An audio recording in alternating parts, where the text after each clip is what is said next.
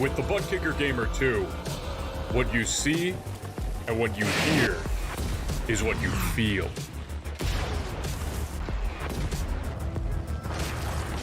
Buttkicker, the future is feeling.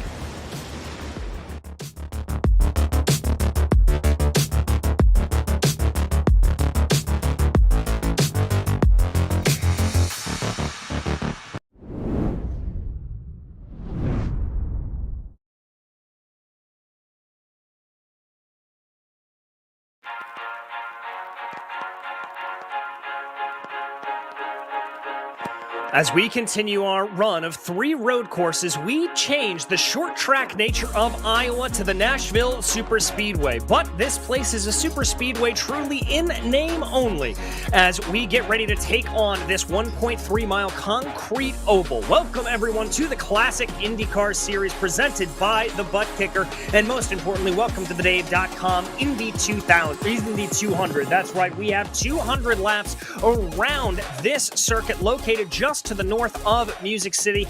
And my name is DJ Clark, joined here in the booth by Andrew Kinsella, with Connery Maddock as our director and producer behind the scenes. And Andrew, this is going to be an altogether interesting race, a 1.3 mile oval, not normally a distance that you see at ovals like this, and a concrete surface to boot.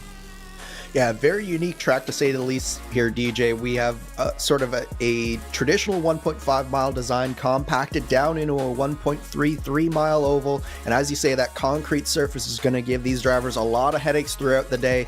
It's going to, we have reports that it's very rough on that right rear tire. So tire management and setup is going to be very important to watch throughout the day. But I think it's going to produce some very interesting racing. Of course, IndyCar did come here when the track was first built in the early 2000s and produced some very interesting action. So I'm intrigued to see what these slightly newer models of the IR05 will do at the track here today.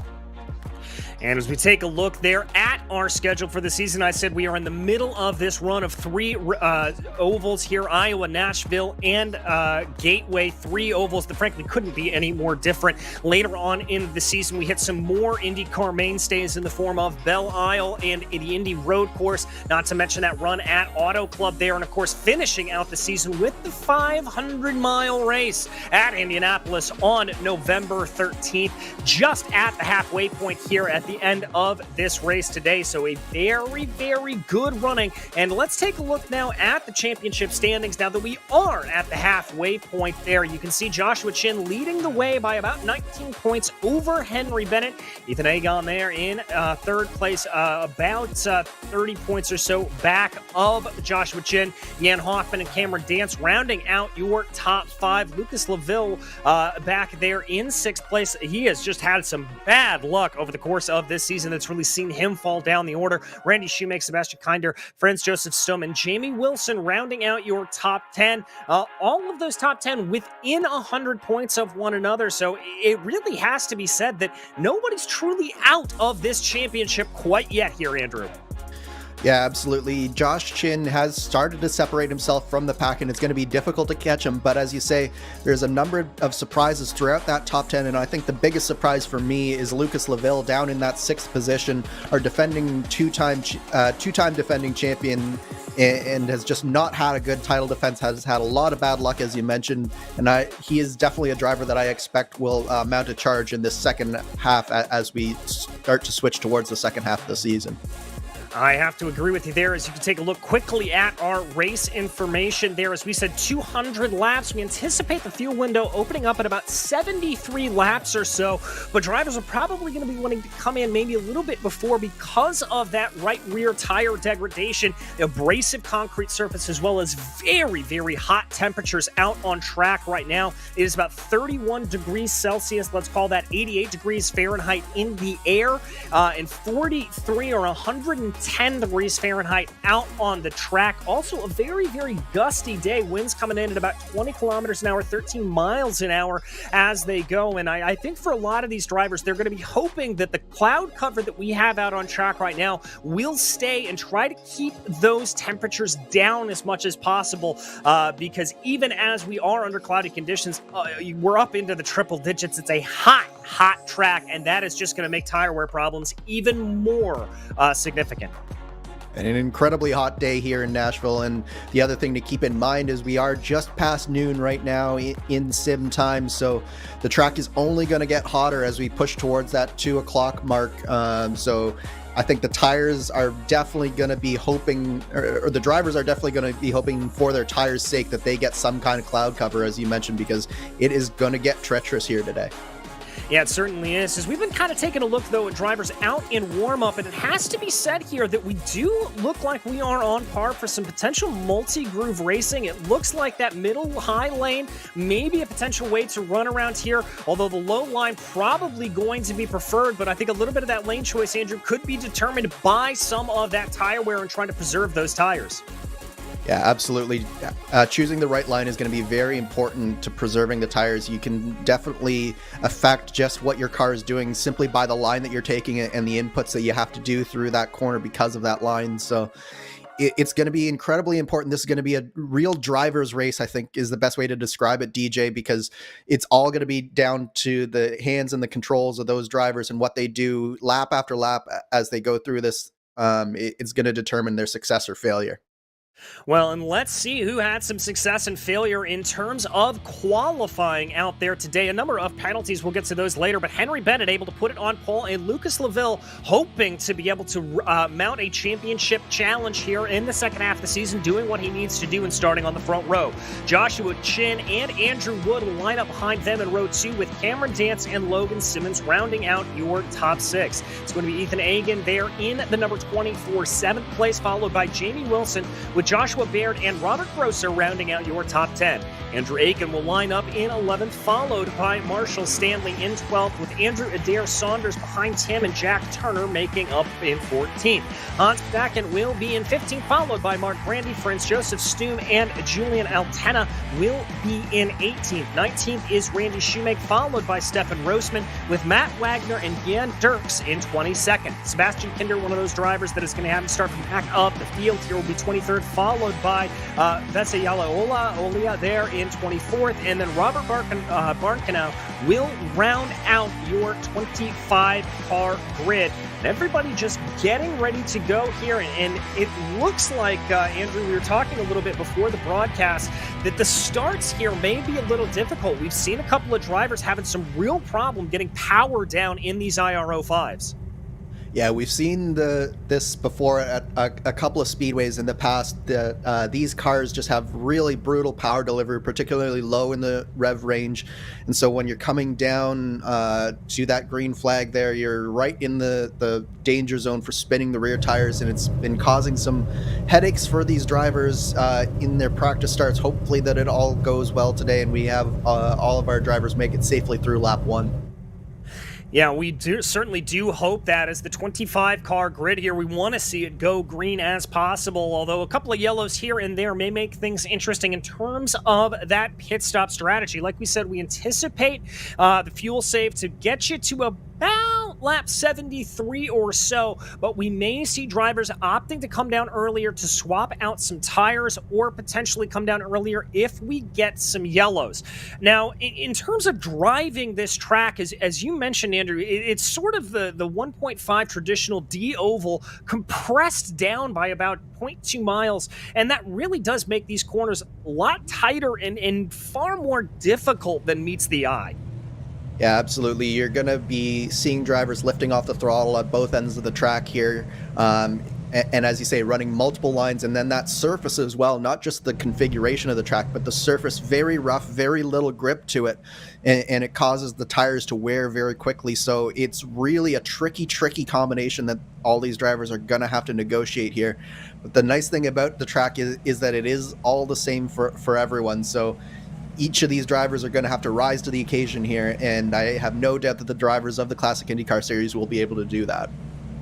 Yeah, I think they will as well. We've seen them time and time again really be able to put in some stellar performances, and we've talked a little bit about some of these oval races being a little bit of the great equalizer. Obviously, we've had some big problems early on in the race. Interlagos springing to mind, going down into the center, seeing the majority of that field taken out. But here we go as the pace car pulls down pit lane, giving control of the field to Henry Bennett, waiting for Marnie the flagman, and Bennett gets on the loud pedal. There goes the green. We are racing in Nashville. Nashville. As there, Bennett gets going. Joshua Chin looking like he's got a good start there from third place. And Cameron Dance also putting the moves on Lucas LaVille. LaVille forced out to the outside there, losing positions. Trying to see Dance getting a little bit close there. Andrew Wood, the Team Chimera driver, also able to gain a couple of, losing out a spot actually as they go. Behind them, everybody starting to sort themselves out, a little single file here. Everybody looking a little bit cautious in these early goings. Cautious is absolutely the word for it, especially some of the drivers on the start. You could tell they were very hesitant to get on the gas, and Lucas LaVille was definitely one of them. Already down 3 positions as he enters lap 2, and he's still getting swallowed up. That's Ethan Agan and Logan Simmons he's battling with right now. So it's definitely not the start that Lucas LaVille was hoping for, but the good news is he's got a long way to go here to make up those positions. Yeah, he's got plenty of time here as we have a little bit of poke down to the inside there, trying to see if they can take away that inside line is Logan Simmons. Logan's going to try to push Lucas a little bit out wide. LaVille not looking like he's fighting it too hard, just trying to carry momentum on that outside. And there again, it looks like he's now going to have Agan down to the inside again. LaVille just looking like he's absolutely getting freight trained here early on. Yeah, I think it's just, oh, is Logan Simmons in the wall?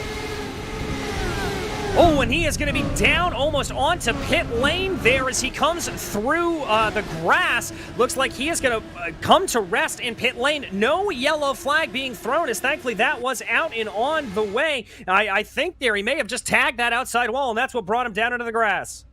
And that's something that we're going to have to watch out for throughout the day here, DJ. As you can see, he just gets into the corner just a little too deep, starts to push up the track, and the corner deceptively falls away just a little bit on the exit of turn 4 there, and it really propels you towards that outside wall if you don't have the car well under control there, and that's unfortunately, I think, what befell Logan Simmons there. Yeah, now as we look up at the battle for the lead of the race, Simmons looking like he has taken a tow and is currently back down pit lane. This is the battle for the lead. Only a couple of car lengths separating your leader, Henry Bennett, from Joshua Chin.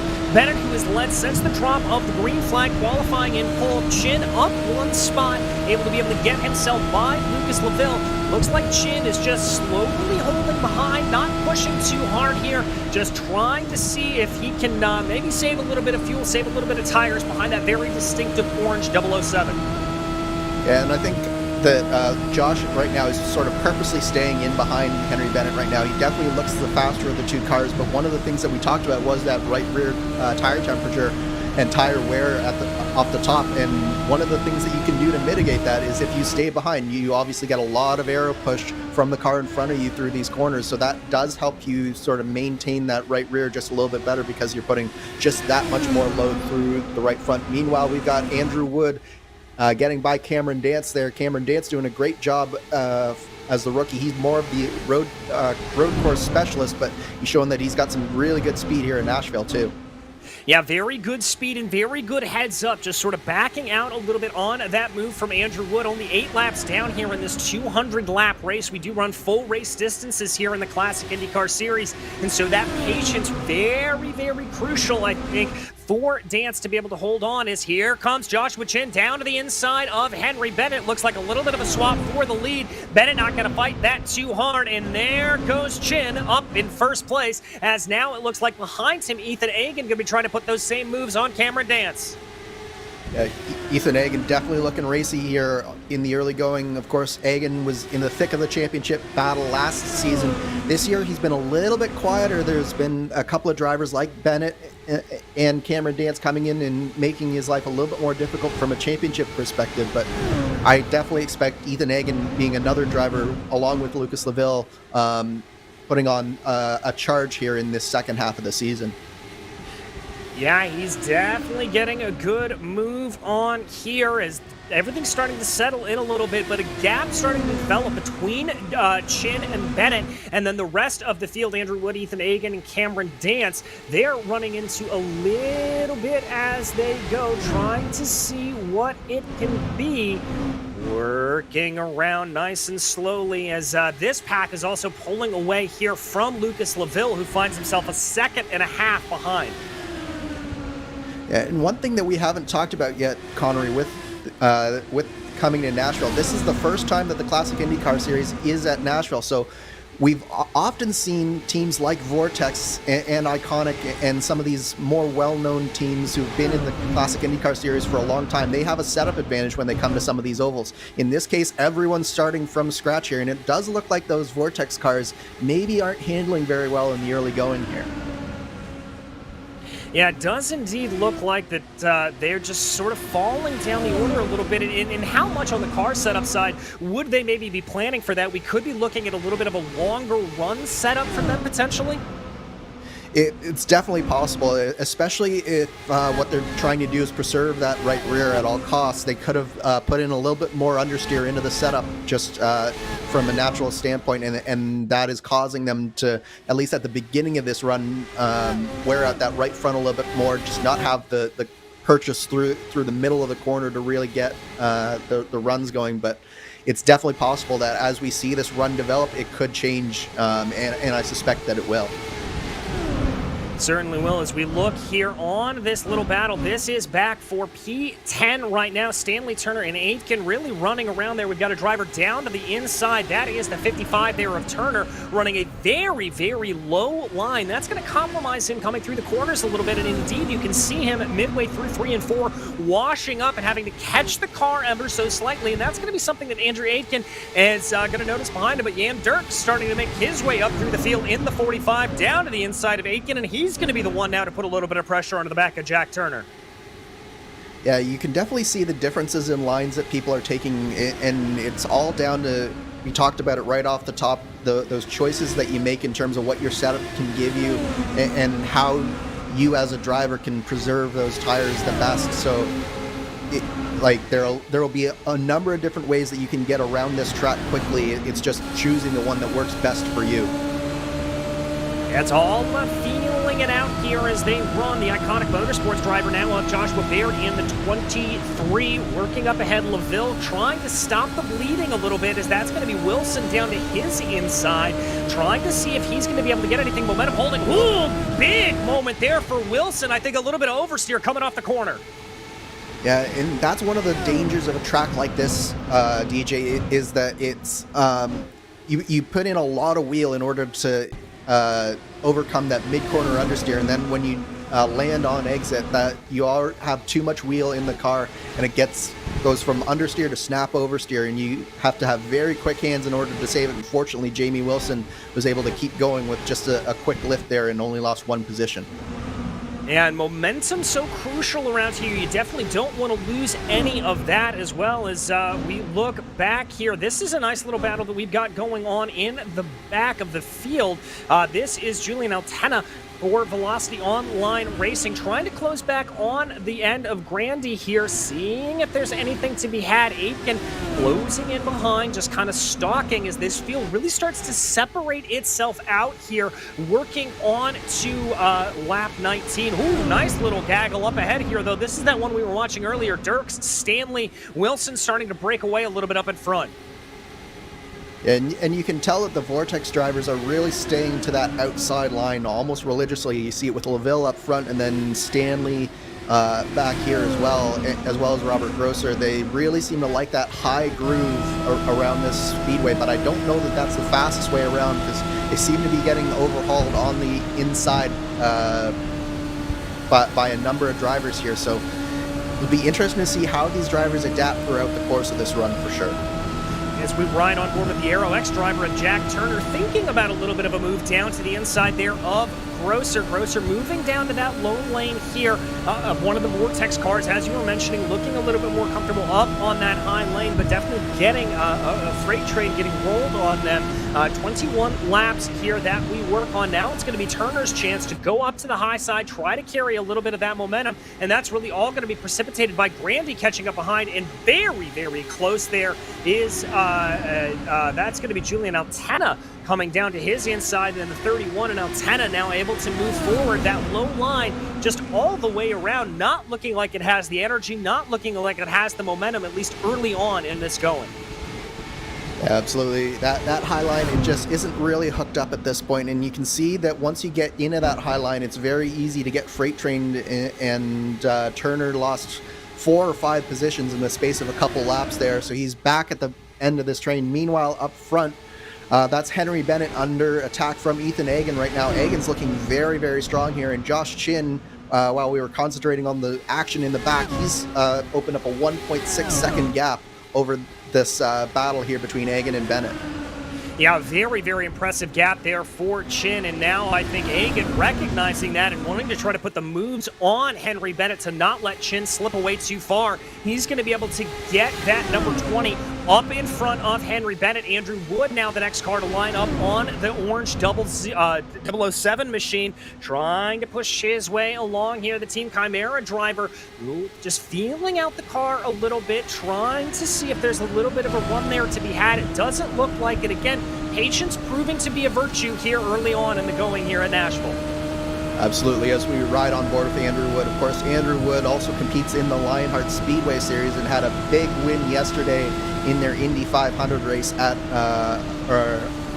the Indianapolis Motor Speedway. So he is definitely riding a high into this race here today. And with a similar setup to Josh Chin, I expect Andrew Wood to definitely be a factor as we get into the meat of this race.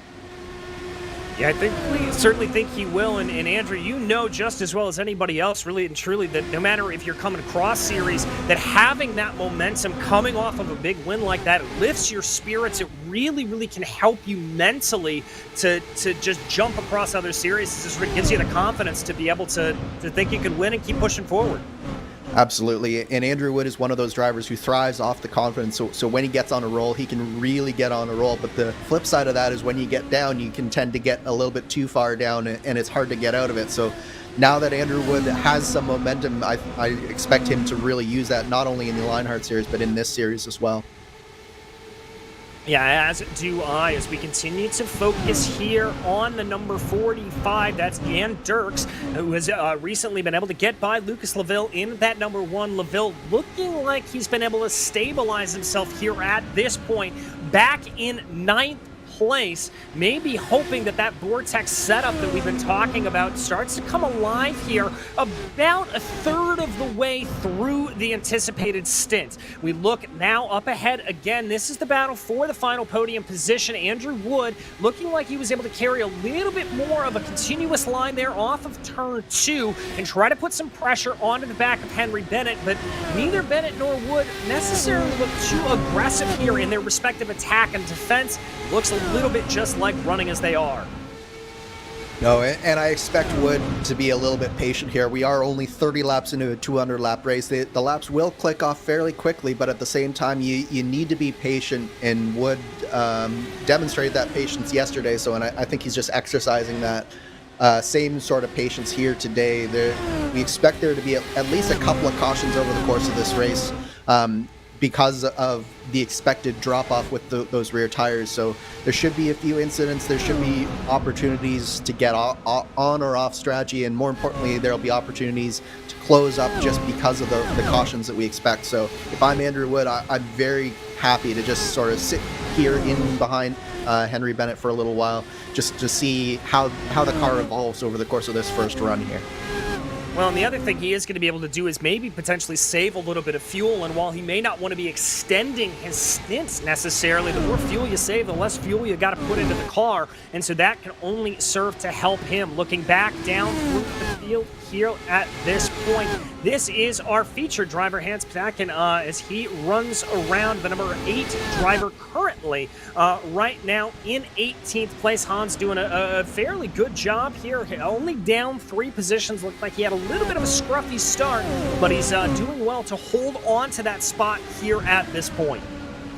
Pitkinen's looking really good here in that number 18 car. He's having a nice solid race they get very close to the wall there on corner exit as soon as I say that, but yeah, he's been having a nice solid race here. Nothing special, but at the same time just like quietly assessing what's happening, and oftentimes that's sort of the best strategy, particularly if you don't have a lot of confidence in your car.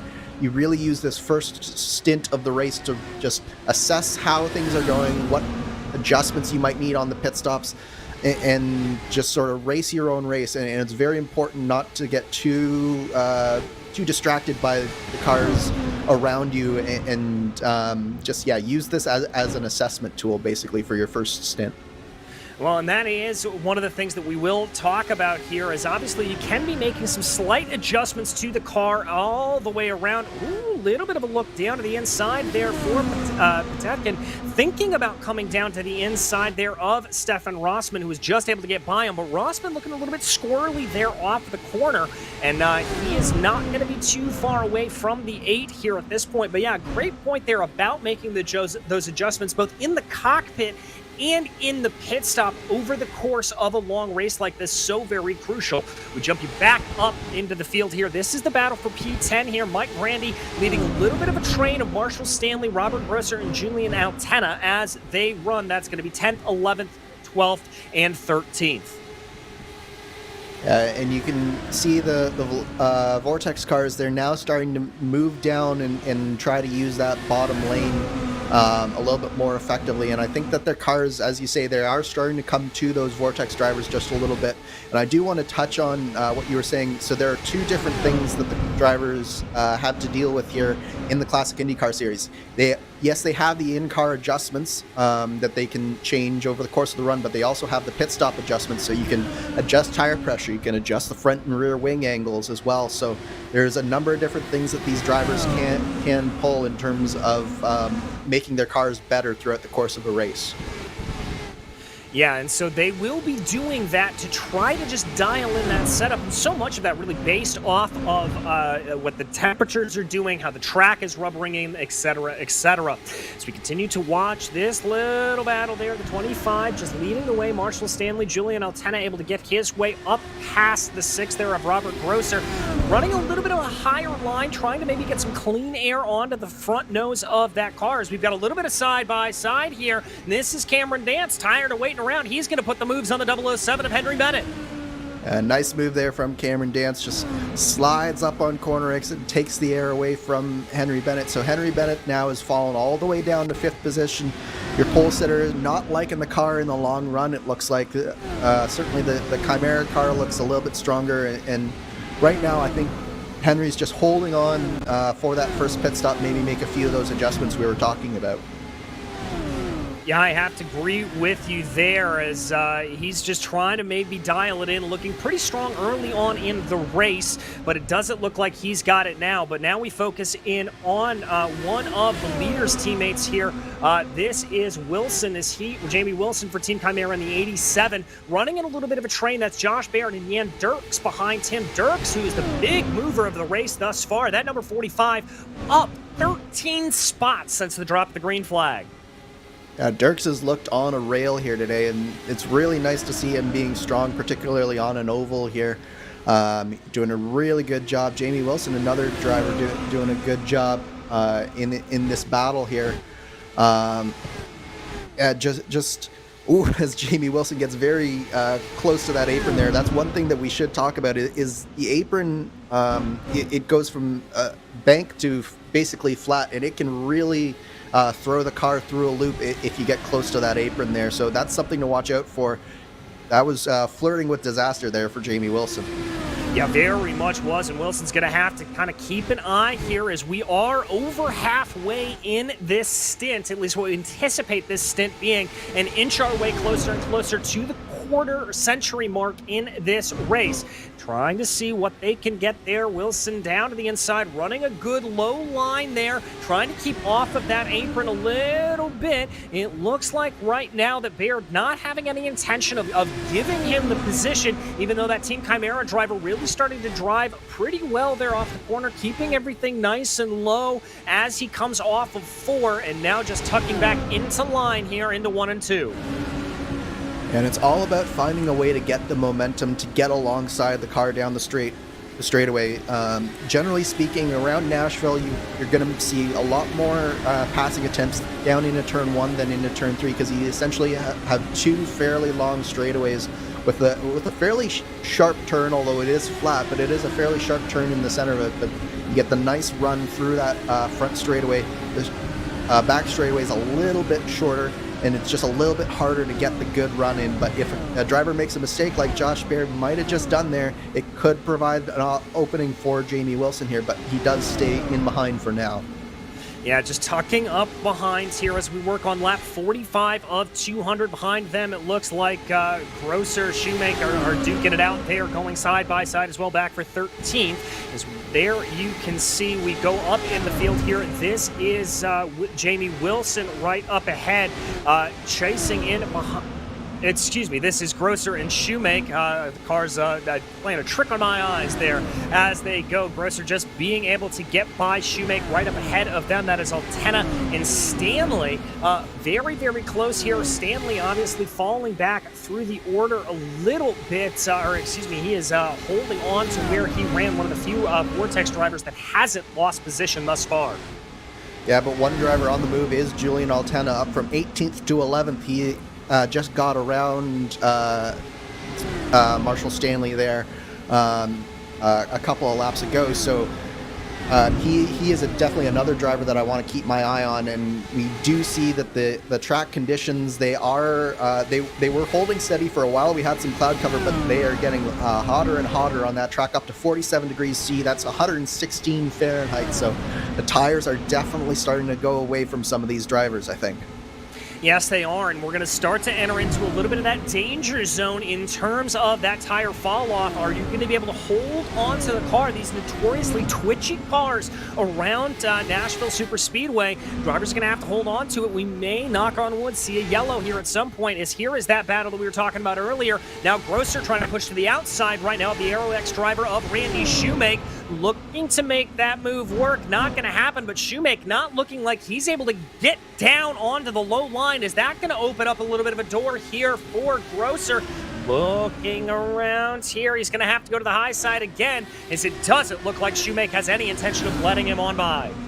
It looks like Shoemake's got a lot of understeer in that car right now. Whether he's inducing that understeer to combat an oversteer condition, or whether he is just like not able to rotate that car through the center of the corner. And you can tell that Grosser is able to get through the center much better than Shoemake can. And one of these times, Grosser's going to time it just right, and he's going to get that run. And I think it's only a matter of time before Grosser gets around Shoemake here.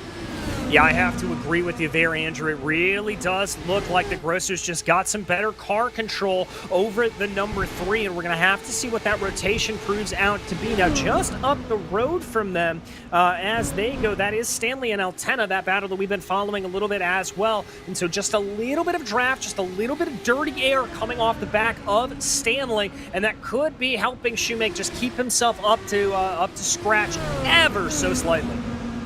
Yeah, you as a driver, you use whatever you can to try and gap the driver behind, and having a little bit of that draft really does help. Meanwhile, up at the front, Josh Chin has been just driving away from Ethan Egan over the last few laps, and he is now well and truly into the back of this field as well. He's lapped all the way up to Sebastian Kinder in 17th place, and he gets by the Velocity Online Racing driver there.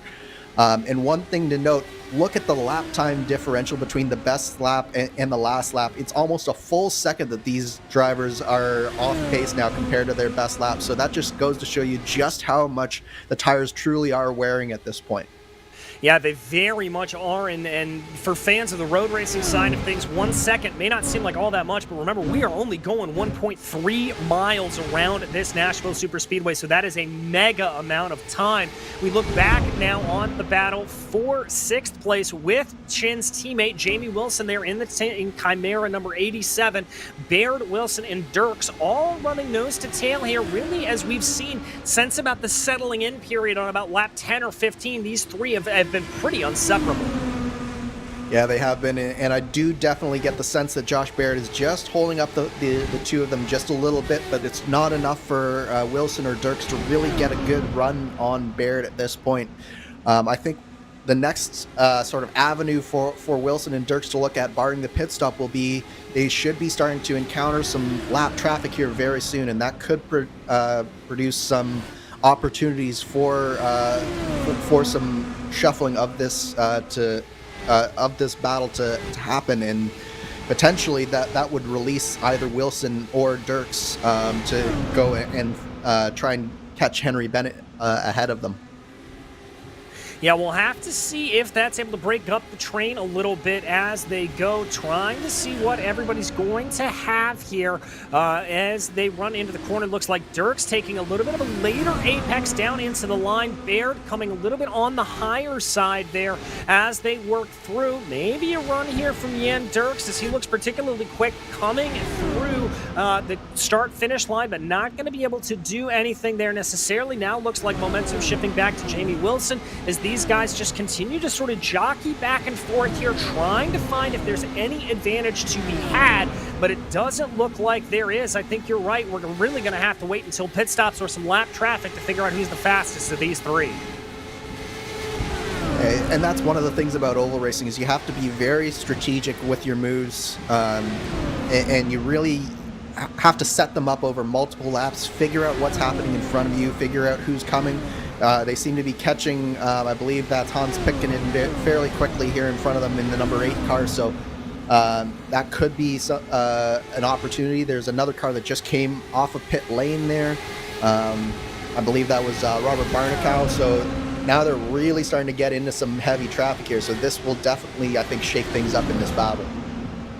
Well, it'll certainly shake things up, and now that we are over the quarter mark in this race, now that you're coming onto this lap traffic, do you consider maybe peeling off a little bit early, coming down pit lane, getting that undercut here? Yeah, I definitely think that particularly if you're, say, Jan Dirks, you really have to be cognizant of potentially doing that. I think what all of these drivers are going to try to do is get to lap 66 here. The reason I say lap 66 is because you should be able to go one more stop from lap 66. And that way, if you do hit now, you have to have a little bit of a longer stint next time, but you can divide the race up evenly into 3 stints if you get to lap 66. So I think most of these drivers are just sort of trying to get those 5-6 more laps here, and then we'll see a lot of drivers peel off and try to get that undercut going. Well, we will have to see. One driver who's opted to make that peel off already is Randy Shoemake. He's going to be the first driver to bite at the apple and come on down pit lane. The number 3 Aero X machine coming on into the box right now. And so that will be your first pitter here. Let's see if he is able to get down and get onto his marks nice and easy. That was a very, very slow entry into the box. Yeah, and that is one of the things here. The pit lane speed is fairly low here, just 45 miles an hour. So from going nearly 200 miles an hour down these straightaways down to 45, it seems so slow. But it is a very difficult pit in, a deceptively difficult pit in, and particularly the pit out as well, because it is a very tight apron here that they have to go around, and it is very, very flat. These cars obviously set up to go through the banked corners here, and they do not like turning on a flat surface. Yeah, it can be very, very sort of discombobulating, as it were, for drivers to work their way down onto that. As we focus back in on that little battle, Baird, Wilson, and Dirks now navigating by some lap traffic. That is Wilson getting a little bit into the wall there. That was almost a scruffy moment there from them. A little bit scary, it has to be said, but everybody able to get through nice and clean. Yeah, I believe that was Franz Josef Stum on the outside there. Wilson was trying to make that outside line work because Baird got bottled up on the inside there, and then they nearly went 3 into 2 there, and it was very near disaster. But these drivers, they're really having to work here to get around this lap traffic. Yeah, and there is Hans Pitkinen, the latest driver that they're going to have to work their way around. He's going to stick up to the high side and try to let everybody on by here, and it looks like it's not going to cause too much of a headache there for any of this trio as they go. Coming on to work on lap 65 here, getting to that money window for pit stops that you talked about here, Andrew. It's waiting to see if anybody's going to do it. I'm frankly surprised that we haven't seen a lot of bobbles here at this point. We haven't seen a lot of what I would consider to be tire wear oversteer starting to kick in.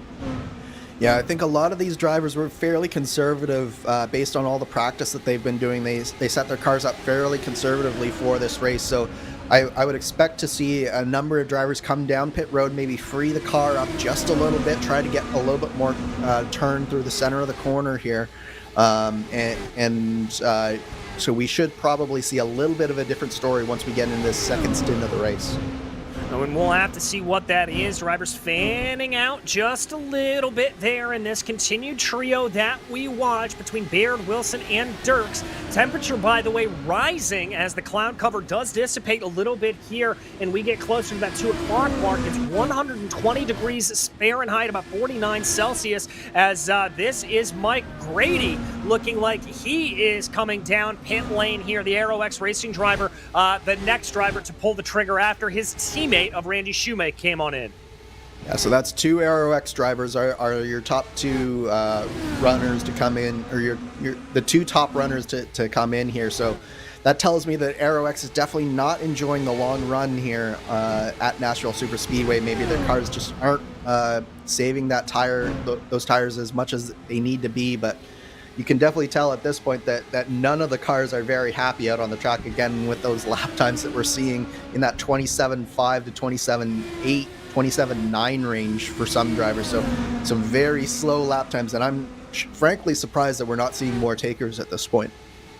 Yeah, I am as well. And the other thing to note about the pit lane entry here that's pretty crucial to keep in mind is that the Classic IndyCar Series presented by the Buttkicker has mandated that you've got to use that apron entry off of turn 3. So you can't do that sort of pace car line, just cutting it off at turn 4. You've got to commit going down the backstretch. And so that is going to cost you even more time when you come down pit lane, in addition to having that very, very slow 45-mile-an-hour speed limit that we talked about earlier. Woo, bit of a wiggle there for Wilson.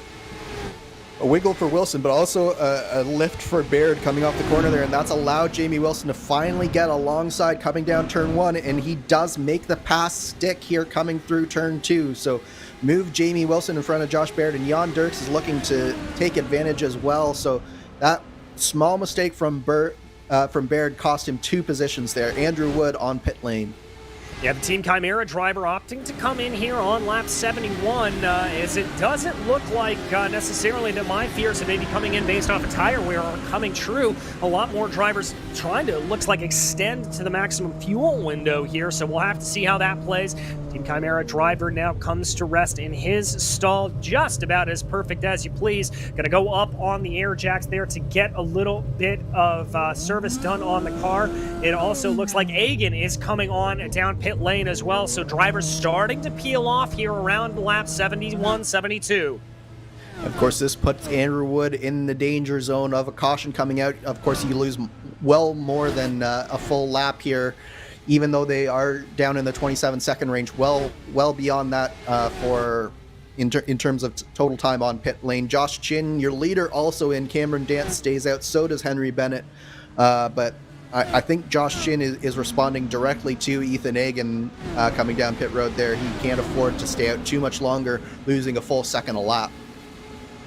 No, he certainly can, and it looks like there the Cameron Dance is going to be the latest driver to come down pit lane. The Orbit Motorsports driver pulling off down onto that access road. He will be coming in. Looks like Bennett, Wilson, Altena, LaVille continue to stay out, getting good fuel mileage there as your former leader, Joshua Chen, in and out of the box. Doesn't look like too much of a problem there, although a hair on the longer side. We saw the likes of Wood and Egan be able to do a sub-11-second pit stop. Chin there at an 11.1, so not a whole lot of difference. Sorry, we just had a big moment from Andrew Aiken on the front stretch that nearly brought out a caution for Josh Chin at the worst possible time. He had a big moment coming off of 4 there, but now Henry Bennett coming down pit lane. But yeah, here you can see he's battling with the Vortex driver in front of him. It's a face full of aero wash, and he's got a lot of wheel in the car, and then look how loose he gets on exit there. Almost drifting it through the tri-oval there. A very, very good catch from Aitken, and he will now be coming down pit lane, as will be Bennett, Wilson, Altena. Looks like they're all coming in. Lucas LaVille, Robert Grosser, and Jack Turner making good fuel mileage here. They're able to extend this stint as long as possible up to lap 75, as now LaVille is the latest to come down into the box. Yeah, so what all these drivers are doing here, DJ, is that they're trying to extend both of these first two stints out as long as they can. What that'll do is it'll allow them to extend the second stint out as well, potentially all the way to lap 150, whereas some of the others might come in as early as lap 133. So that could be as much as a 17 to 20 lap difference there between when people are coming in for their final stops. And what that does is it allows you to take less fuel on your final stop. That allows you to go faster. Your car's lighter and it uses your tires less. So that's what most of these drivers who are coming in this late are trying to do.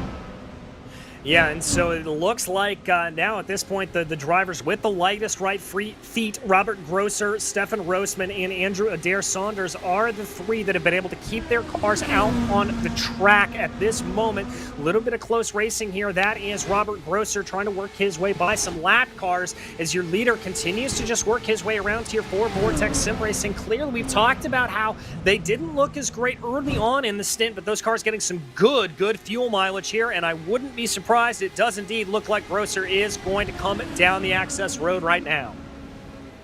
Yeah, so definitely some really nice fuel management from Robert Grosser, and as I say, he's definitely trying to extend his stints out as long as possible to be as light as possible on that final stint.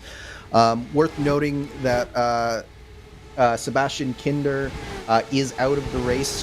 He had a small incident about 20 or so laps ago that brushed the wall and unfortunately bent the suspension too much. He is out of the race.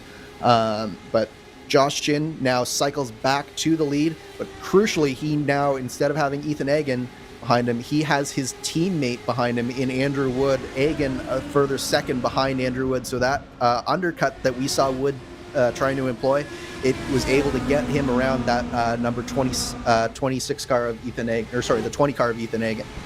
And so that undercut could be crucial as drivers learn a little bit about that when we get ready for the second round of pit stops. We'll have to see if anybody opts to make that strategy work, noting what Egan was able to do. Now, obviously here, we're going to have a little bit of a battle on our hands as Egan is being caught by Cameron Dance. Dance only about 0.7 of a second behind him. There you can actually see him on your screen. That driver directly behind, that's Andrew Aitken. That is the 27. That is a lapped car, so that is not involved in this battle between Egan and Dance right now in the 007. And right now, Dance is hoping that Andrew Aitken can get out of the way sooner rather than later so that he doesn't lose the draft and lose touch with the 20 car of Ethan Egan. Right now, it looks like Dance is looking, he was looking high side first, then Aitken gave him the high side, so Dance takes that inside line, but you can just see just how much these drivers are wheeling the car through the center of this corner because the track temperature has raised now to 123 degrees Fahrenheit, so it is just roasting 51 Celsius. It is roasting those tires right now. Absolutely roasting them, and now that we are into that high to running, that could be massively factoring into the way the drivers are going right now, having to worry a little bit more about it. They will have telemetry in the car that tells them the varying track temperatures in the states that it goes, so that will be something that they will be keenly aware of, and I've got to think that what that may do is it may try to limit a little bit of passing here as drivers don't want to push too hard. I'll tell you one driver, though, who's not worried about it looking like it, and that is going to be Jamie Wilson, getting a good run here on Josh Baird. This is the battle for P7. Yeah, Baird was able to get back around Jamie Wilson during that pit stop cycle. Jan Dirks, though, was able to get around both Wilson and Baird, and so he is set sail in 6th position. But right now, Wilson all over the back of Josh Baird here, and he is pressuring him for all he's worth, and you can tell Baird feeling the pressure. Look at how loose he was coming off of 4 there. Yeah, and it looked like there for a second that we were going to see Wilson try to dive to the high side, but thought a little bit better of it. Now that's Robert Barncanal right up ahead of them, a lapped car. That could present a little bit of a problem, little bit of a wash up there for Josh Baird, but he's going to be able to keep the car underneath him, and it looks like that's going to be a slightly compromised line from Jamie Wilson that'll cost him a little bit of time, but still only about a car length and a half between the two as they exit out of turn 4. Yeah, Jamie's putting Baird under all kinds of pressure here, and that's basically all you can do if you're Jamie Wilson is try to force a mistake because you need to find a way to get a good run off the corner. This time he looks like he's gotten better than he has before. Will he look down here? I'm really surprised that Jamie didn't look down underneath of Josh Baird there. He really looked like he had the run. I wonder if he's just sort of content to stay in behind Josh for right now and try and feel safe. But that being said, Baird's car does not look very happy right now. And in fact, Wilson does go around. It almost looked like Baird just sort of gave it up there and tried to relieve the pressure himself. Catches a little bit of aero wash there, drifting up to the outside on the exit of turn 2, but I've got to agree with you. I think that was a little bit of just discretion being the better part of valor and recognizing that that fight was only going to serve to hurt Josh Baird over the course of the long run.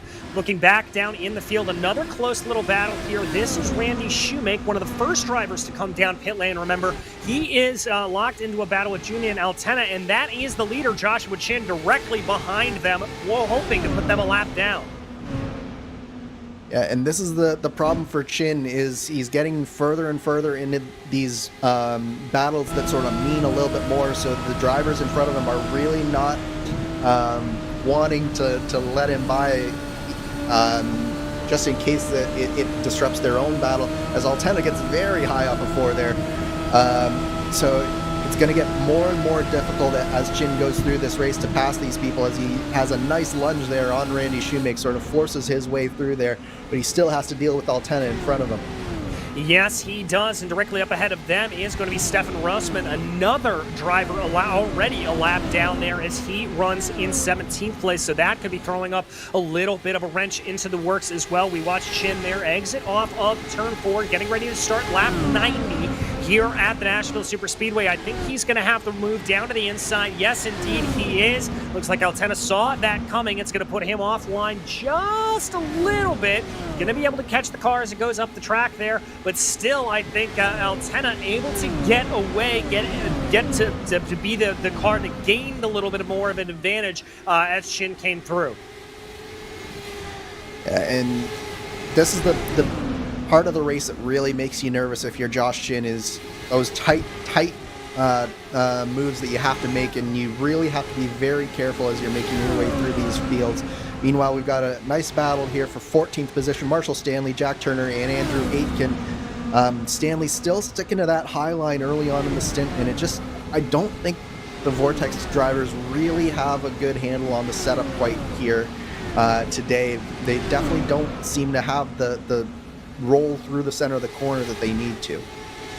No, it looks like they're fighting to really get that car down to the apex at different points, and there we see, though, Stanley putting up a good fight on the 55 of Jack Turner. Turner's still going to be the low side. Stanley able to carry some good momentum there around the high side, but then as they exit out of 2, momentum's going to shift back over and around. Aitken just trying to pick a lane here that's going to run a little bit faster. He's got his choice of options. He's going to choose to take a late apex into the corner, now try to follow the 55 of Turner down through, and it looks like there that Turner's going to be able to be clear by Marshall Stanley, and now it's going to be Andrew Aitken that's going to try to put that 25 2 positions down.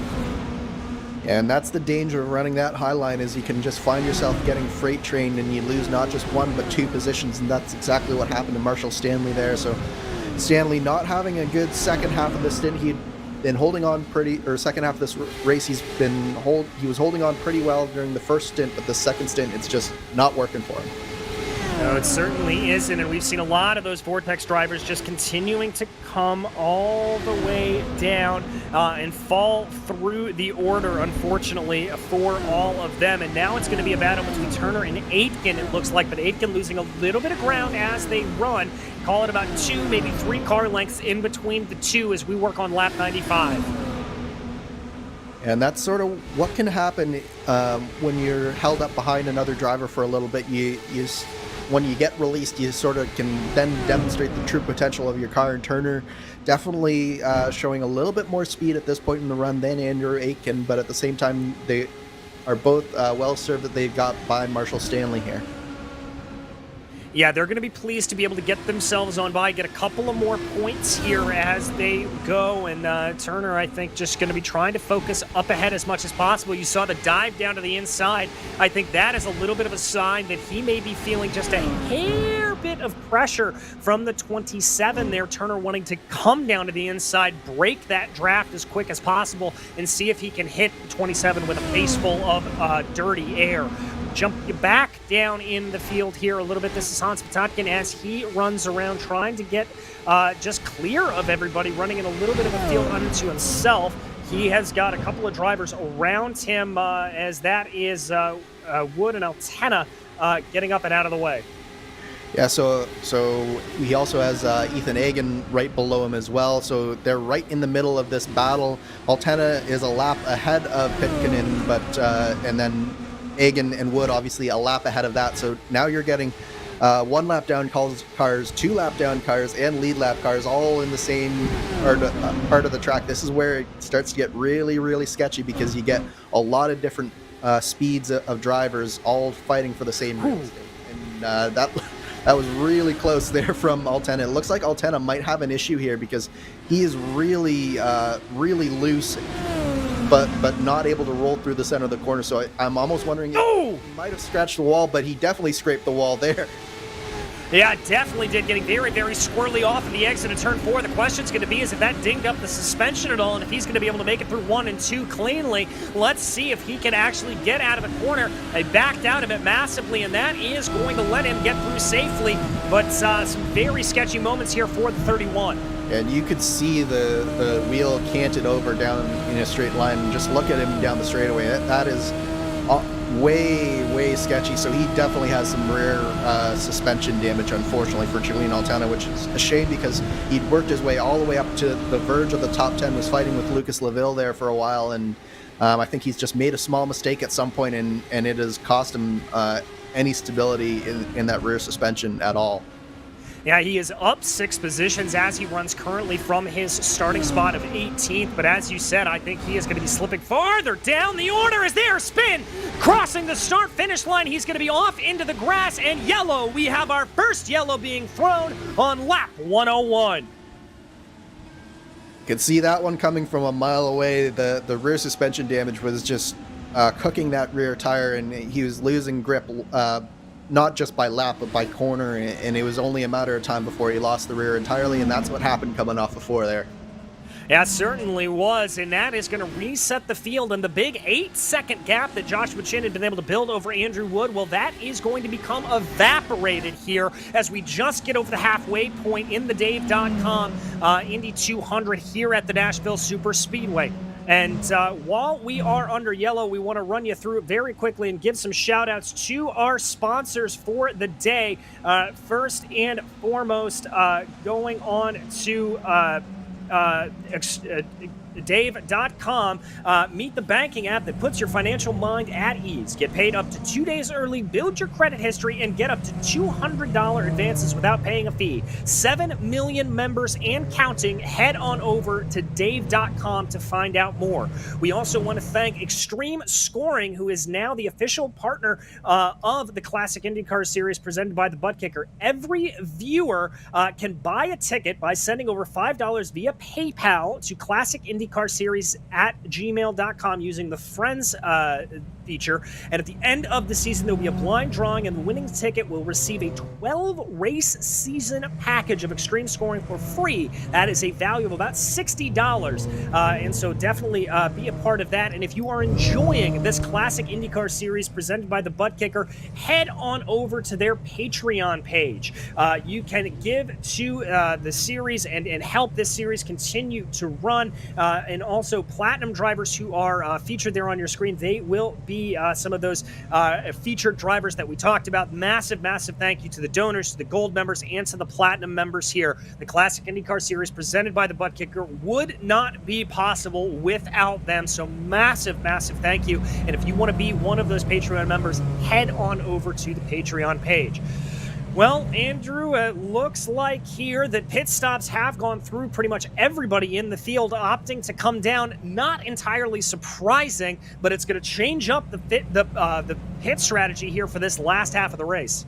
Yeah, this is a massive shakeup. We were just past halfway when the caution came out, so all that talk of maybe doing a 2-stop race, that's out the window now. It's going to be a 3-stop for everyone, but the important part is we've got one more stop sometime in the next 100 laps, and we've seen that they can go 75 laps on a tank of fuel, but I don't think that a lot of these drivers will want to take that full 75 laps on this next stint.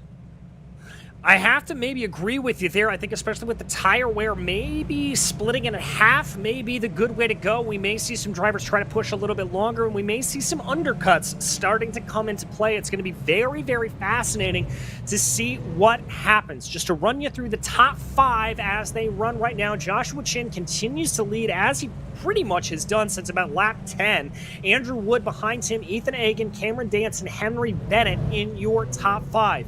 Ian Dirks, your big mover, in 6th place. He is up 15 spots on the day. And then Jamie Wilson and Josh Baird behind them. As we cycle our way around right now, we are going to have some drivers that will be in front potentially here. This could be a little bit of a problem as some of the drivers hoping to get a lap back here and not stopping. Yeah, so all the drivers should get a wave around here with 1 to go that are in front of your leader, Josh Chin. But the main thing with that is that they'll be on much, much, much older tires here for this next stint. So they're not going to be as fast after this restart. Basically, they're hoping for a really quick caution to get some service here. But that means that Josh Chin is going to catch the back of this field really, really quickly here. And that could present some issues, especially when you get that tire differential. It can get really dicey when you have really, really steep differences in terms of pace.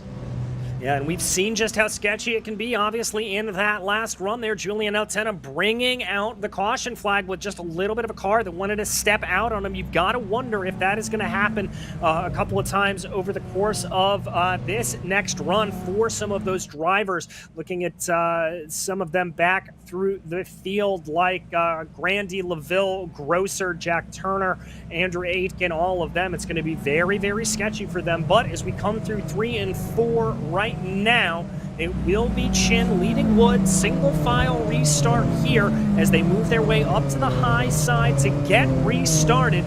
Waiting for that iRacing pace car to pull on down pit lane. There it goes. Control of the field going over to Joshua Chin. Waiting for him to get on the loud pedal. Waiting. And there he goes. Gets a good jump there over Andrew Wood. Let's call that about 5 or 6 car lengths as they dive down into turn 1. It's 0.5 of a second as they start to make their way into the corner. And getting a little bit closer, though, Ethan Agan starting to put some pressure on that second place position of Andrew Wood.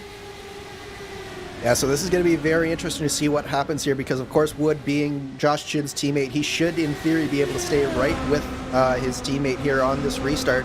But the wild card here is that iconic motorsports car of Ethan Agan. What will he be able to do now that he's closed right back up to the back of your leader and your leading duo here? So this is where all the action is going to take place. And certainly the other thing to keep in mind is there will likely be a bunch of different fuel strategies going on in terms of what people took on that last pit stop. So we'll have to see how that shakes out over the course of this run. You might find a number of drivers on a little bit lighter fuel load, might be a little bit faster than they were in the beginning of this race. Yeah, and that's a very good point. You don't have to fill the car up with fuel on those stops. They could have varied that strategy a little bit, so we'll have to see what drivers decide to do. Andrew Wood, by the way, just setting the fastest lap of the race there in P2, definitely being able to hold up behind as we follow the number 12 right now of Mike Grandy. This is the first car that did not take tires on that last yellow. This is the first car that did not come down pit lane and chose to get their lap back. He leads right now. Lucas LaVille, Robert Grosser, Andrew Aitken, and Marshall Stanley as they work their way around. But as you said earlier, this is going to be a slow gaggle of cars that Chin is going to have to deal with. Mike Grandy is a full half a second slower than Josh Chin at this point in the run, so that just goes to show how much pace you lose by having those 30-odd lap old tires on compared to the brand new tires. The other thing that we want to highlight here is that we are getting some cloud cover on the track, and that's brought the track temperature well down. We're back down under 110 degrees, 43 Celsius from that 51, 52 degrees that we were seeing earlier. So that's really good news for everyone on these new tires. It's going to allow them to keep them under them more. These cars are going to have more grip, and we're going to have a little bit closer action here, I think, in this second half of the race. Well, and especially with having to change this into a three-stop strategy, I think you're going to see these drivers probably pushing a little bit more on the tires because they know they don't have to make them work all the way up to that maximum 73, 74 lap window that we were operating on previously. Right now, I can tell you, though, that Chin, Wood, and Egan are starting to pull away a little bit from Cameron Dance. You can see that gap in the back of your screen. That is upwards of about a second. Henry Bennett trying to close in behind on Dance for fifth right now as they run.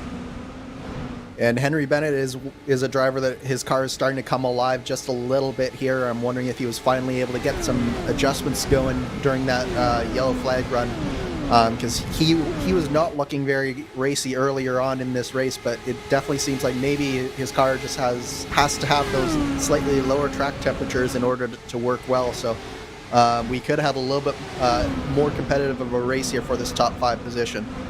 Yeah, we certainly could. And you know what they say, yellows breed yellows. Everybody's running a little bit closer to one another. And as we get into the second half of this race, I think you're going to see adrenaline start to take over a little bit. And I don't think we are out of the woods on getting another caution around here quite yet.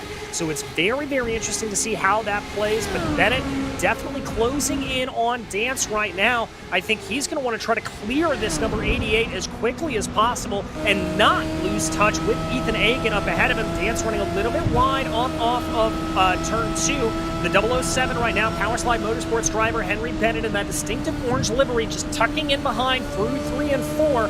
You see him there taking a little bit of a narrower line, trying to get some clear air onto the front of that wing. And you can see that right now, at least Henry Bennett's able to rotate the car through the center of the corner that much better. That's what's allowing him to take this narrower line on these corner exits. Dance is really pushing the car through the center of the corner. It's forcing him that little bit wider, and it's allowing Henry Bennett to get some of these runs that you're seeing him get, but he's just not able to quite get the power down good enough in order to get the full run that he needs to get underneath Cameron Dance at this point. No, and that's a little bit of the same story that we've been following here multiple times as drivers just running close, waiting for that opportunity to present itself, waiting for that mistake to be had. Good run there off of 2 for Henry Bennett, but not going to be quite close enough to be able to close that gap. He's going to have to stay in line. The good news for him, though, is that Jan Dirks is about a second behind him, so he doesn't have to worry too much about any attack from behind. But Henry, you can see corner by corner, he's just rolling through that center of the corner. Now, of course, when you're this close, you get some serious aero wash going on.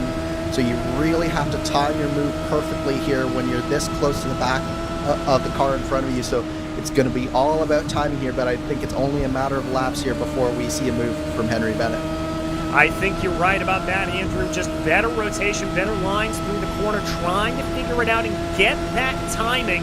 As you said, dives it now down into turn 1. Very, very close. I think that may have been just the slightest bit of contact. Yeah, Dance got very, very slow through the center of the corner. He just got a whole bunch of understeer in that car, and I don't think that he was intending to check up that much. I certainly don't think Henry Bennett was anticipating Dance checking up that much, and he's allowed Bennett by through turns 3 and 4, but he's coming back on Henry Bennett down the front straightaway here. So this battle is definitely far from over.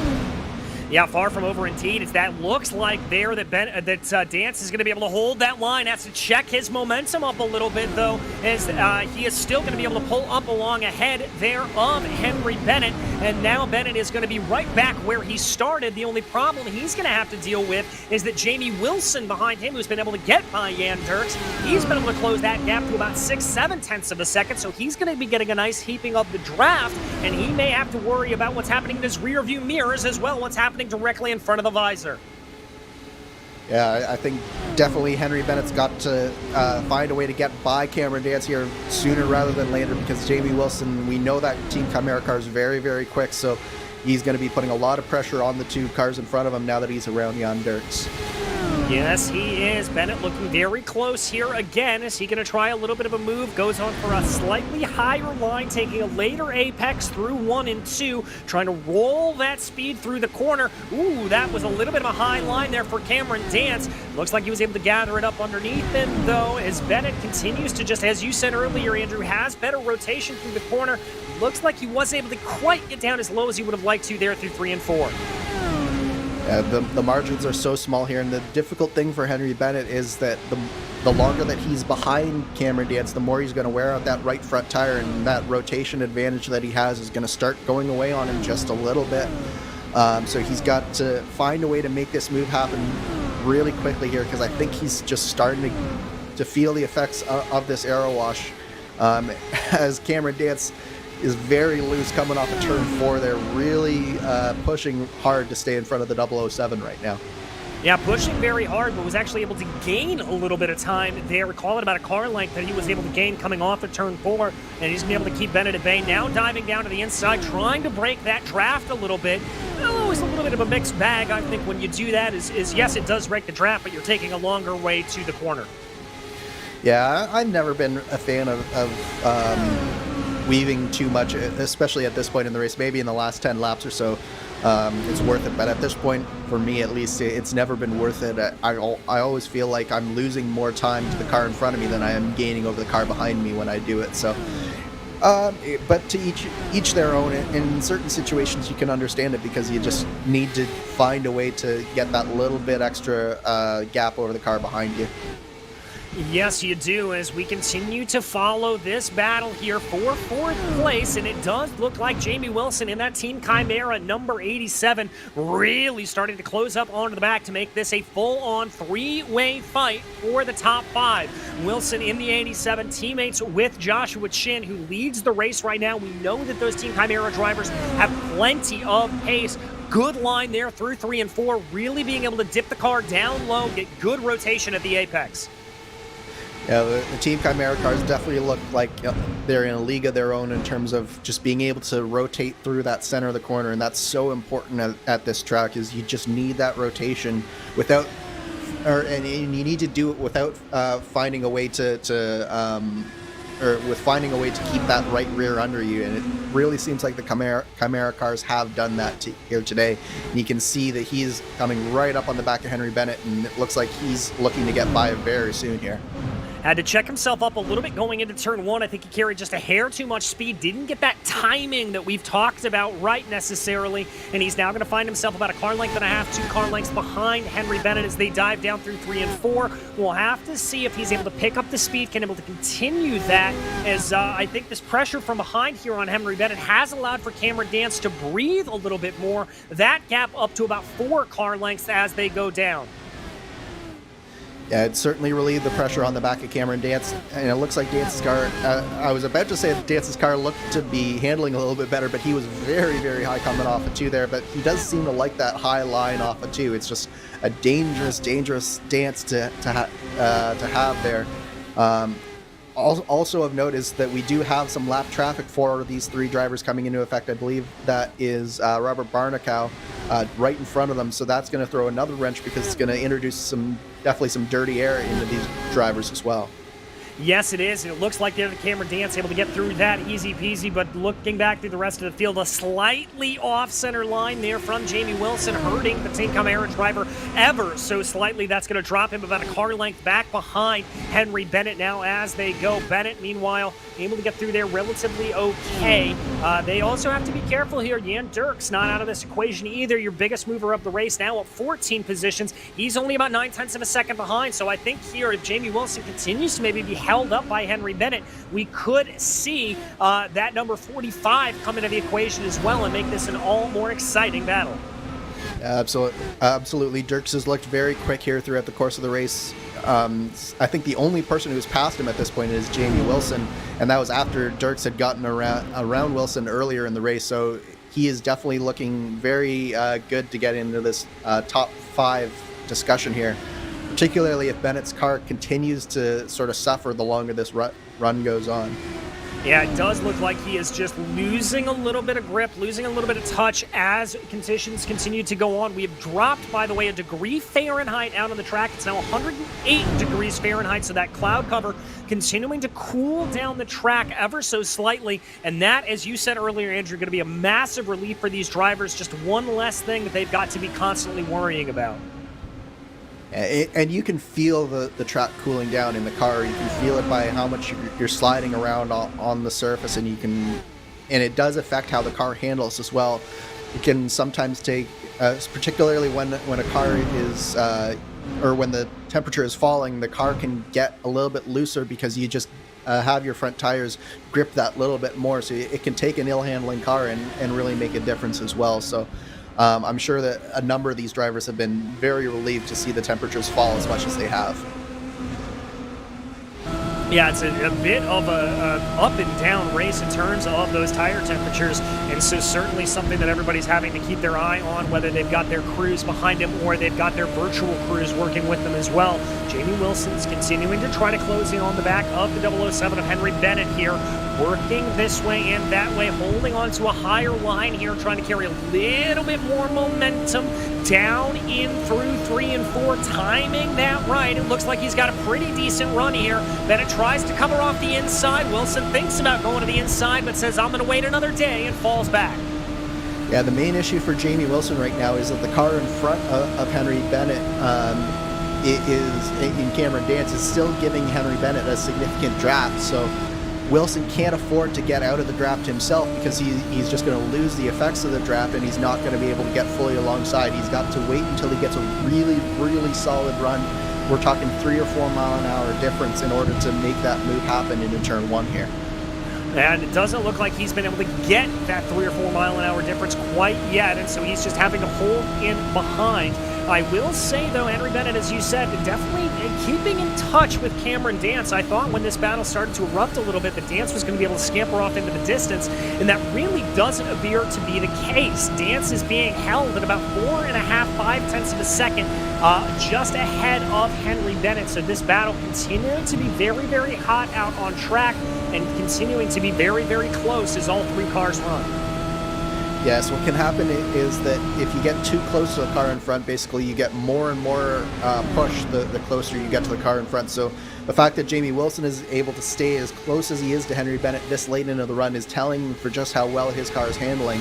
But on the flip side for Henry Bennett, what he's basically done here is he's found a spot behind Cameron Dance where his car is handling just good enough to be able to keep up his pace, but he just can't get any closer, otherwise he'll start to lose the front end.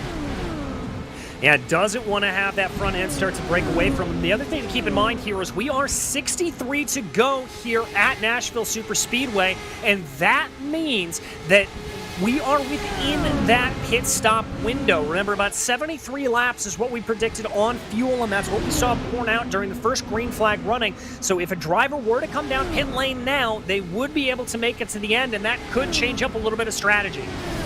Yeah, it absolutely could, but the thing is that, again, if you go down pit road now and the rest of the leaders don't, you put yourself in the danger zone because you're going to be at least 1 lap down, and depending on how far back you are from Josh Chin, you could even find yourself 2 laps down here. And so if a caution comes out between when you come in and when the leader comes in, you can find your day just absolutely ruined. So it's a risk to come down, but there could potentially be a massive reward because, again, we're seeing the lap times down in that 27-second range where the best times are in the 26.5, so almost a half second to fall off for your leaders at this point. And then looking back into the pack, at the likes of Mike Grandy, Lucas Laville, they're also running in that 27-second range, so the lap times have really started to stabilize between the group that pitted on the last pit stop and the group that didn't. Yeah, very, very good point there about those drivers that did not pit. So that's stabilization across the field. Obviously losing a little bit of time there just as a result of Chin's blinding pace here, about a 3.5 second advantage over his teammate Andrew Wood. As we continue to watch this battle for P4, Cameron Dance leading the way from Henry Bennett from Jamie Wilson. And it looks like that we have had our first taker down pit lane from the drivers that did not pit last time out. This is going to be Mike Grandy for Aero X in the number 12. He is going to choose to come down into the pits, and this should be his final stop. Yeah, this will be the last pit stop, barring something major happening as he misses a pit box. Oh, that's disastrous for Mike Grandy. That'll cost him at least a couple of positions, 2, maybe 3 seconds on track. You can't afford to make a mistake like that on your last pit stop. No, you really can't, and we haven't really talked about the problem of that when you're in the oval setup in these classic Indy cars in the IR05. The brake balance of the cars are very, very different than what you're used to when you're running on road, and it can be very, very easy to lock up those tires coming into the box, misjudge that going in, and it can certainly throw you for a loop. Yeah, not only the brake balance, but also the cross weight on these cars is very extreme to make them go. Basically, it's set up to only turn left. You don't want to ever have to turn right with an oval car. But the other thing that means is on a flat surface, which the pit road is, the car is very extremely unbalanced. So you get basically all of your braking force through one tire, and then the other tire will very, very easily lock. And so that is just one of the several things that you've got to worry about when you come down pit lane. And we'll be diving into that in what we think will be probably at minimum about 6 laps time, and we could see it push all the way up into about 20 laps time depending on what happens going on this last run here. 55 laps to go in the Dave.com Indy 200. The battle we continue to watch, very, very close running between Dance Bennett and Wilson. Everybody going very, very close here, but that is the 27 of Andrew Aitken, who is now up into the mix of this. He is a lap down, but fighting for a position back. Yeah, and this is always the part that makes the lead lap cars a little bit nervous, is when you get a lap car who's willing to fight for position just a little bit. And I think that Aitken, he's coming right to the end of his stint as well, so that means he's on low fuel. The lap times are pretty stable with the cars that he's fighting with right now, even though they are a lap or two ahead of him at this point. He does still have a lot to fight for just in terms of track position, because not fighting here could mean losing a couple of positions once the full pit cycle has wound its way through. Very well could, as we watch him here just tucking in behind Henry Bennett. And this is, I think, a little bit of a fly in the ointment for Jamie Wilson, as he's now not able to run closely up behind as Bennett as he would like to. As there, Aitken tries to dive down to the inside. That's going to be Wilson trying to pick up a little bit of that draft. He looks like he's going to fall back a little bit off the back of Bennett, Aitken that is, and then he gains it all back up through the corners. Having made that pit stop here for Andrew Aitken, he's 2 laps down, but you can just see how much more grip he's able to get with that fresh set of boots. Yeah, absolutely. He's just able to put the car on the bottom of the track, and he's all over the back of Henry Bennett. But Henry Bennett, of course, doesn't want to let him through. So Wilson tries to look to the inside of Aitken there, but Aitken shuts the door on Jamie Wilson. So that's probably going to annoy Jamie Wilson just a little bit, because at that point, when a lead lap car gets a run like that, you should probably let him through if you're a lap down at that point, I think. I mean, that's always been my mentality when I'm a lap down, Andrew, but that's normally where I spend most of my time, a lap down, so I'm very used to Andrew Aitken's position here as we continue to watch them go. Looks like every time he comes off the 4, he loses time, and I think there that Jamie Wilson is going to be able to catch him, and then he has just got such great grip on the exit there of 2 that he is able to gain that time right back up, as we also have Marshall Stanley now coming down pit lane, another one of those drivers that did not stop on that last pit stop. Yeah, he's the first of the Vortex Sim Racing team to come down pit road for this cycle, and this will be a relief for him getting the new tires on. And it's interesting to note just how far the Vortex drivers are pushing this stint here, with Grosser and LaVille still on track as well. Yeah, they are really trying to push it out as long as possible. There's Cameron against the Orbit Motorsports number 88 machine. We are hearing, by the way, that Stanley may have missed his pit box ever so slightly. So again, some more errors on pit lane affecting that second group of cars. And he is out. It looks like he is out. Oh, the sun is out. Excuse me, my director in the ear, I couldn't hear him correctly. Their sun is out on track, and that is going to raise the temperature up here a little bit. It's now peaking up to about 110 degrees Fahrenheit, so another fly in the ointment here for these drivers as hot track temperatures return. And the telling thing will be just how far that they go up here. We've already seen, I think Henry Bennett is definitely one of the cars who definitely does not want to see higher track temperatures. The hotter it gets, the worse his car seems to get. Conversely, Josh Chin has been able to deal with the higher track temperatures very well in that Team Chimera car. So I think Chin, Wood, and Wilson are hoping that the sun stays out and that the track temperature continues to go up here. Yeah, I think you're right about that. Have a couple more takers down pit lane. Lucas Laville, who we were actually just talking about, as well as Jackie Turner coming in and out of the boxes. We are into the final quarter of the race. There is the number 55 making his way back out on track. That is Jack Turner. Laville being stationary, coming out of the box right now there. He is going to go back out on track as he gets that number 1 machine back up to speed. And really and truly, again, just the run of bad luck continuing for your reigning champion. He started this race so well, but it just seems like that Vortex machine just didn't have the pace out here today. Yeah, it's just been one of those days for Lucas Laville that you just sort of have to take whatever you can get out of it and move on to the next one and have a short memory. The problem with that, of course, is that we do have basically a month off before the next race, so he'll have a long time to concentrate on this one, thinking where they went wrong in that setup. Meanwhile, another driver to look at here, Jan Dirks, still pretty close to in contact with Jamie Wilson. He has fallen off the back just a little bit, about a second behind Jamie Wilson at this point, but he's been doing a really good job throughout the course of this day. Very impressive stuff for Jan Dirks in the 45 car. Yeah, he's doing a very, very good job. And as you said earlier, Jamie Wilson, really the only driver that's been able to pass him over the course of this run.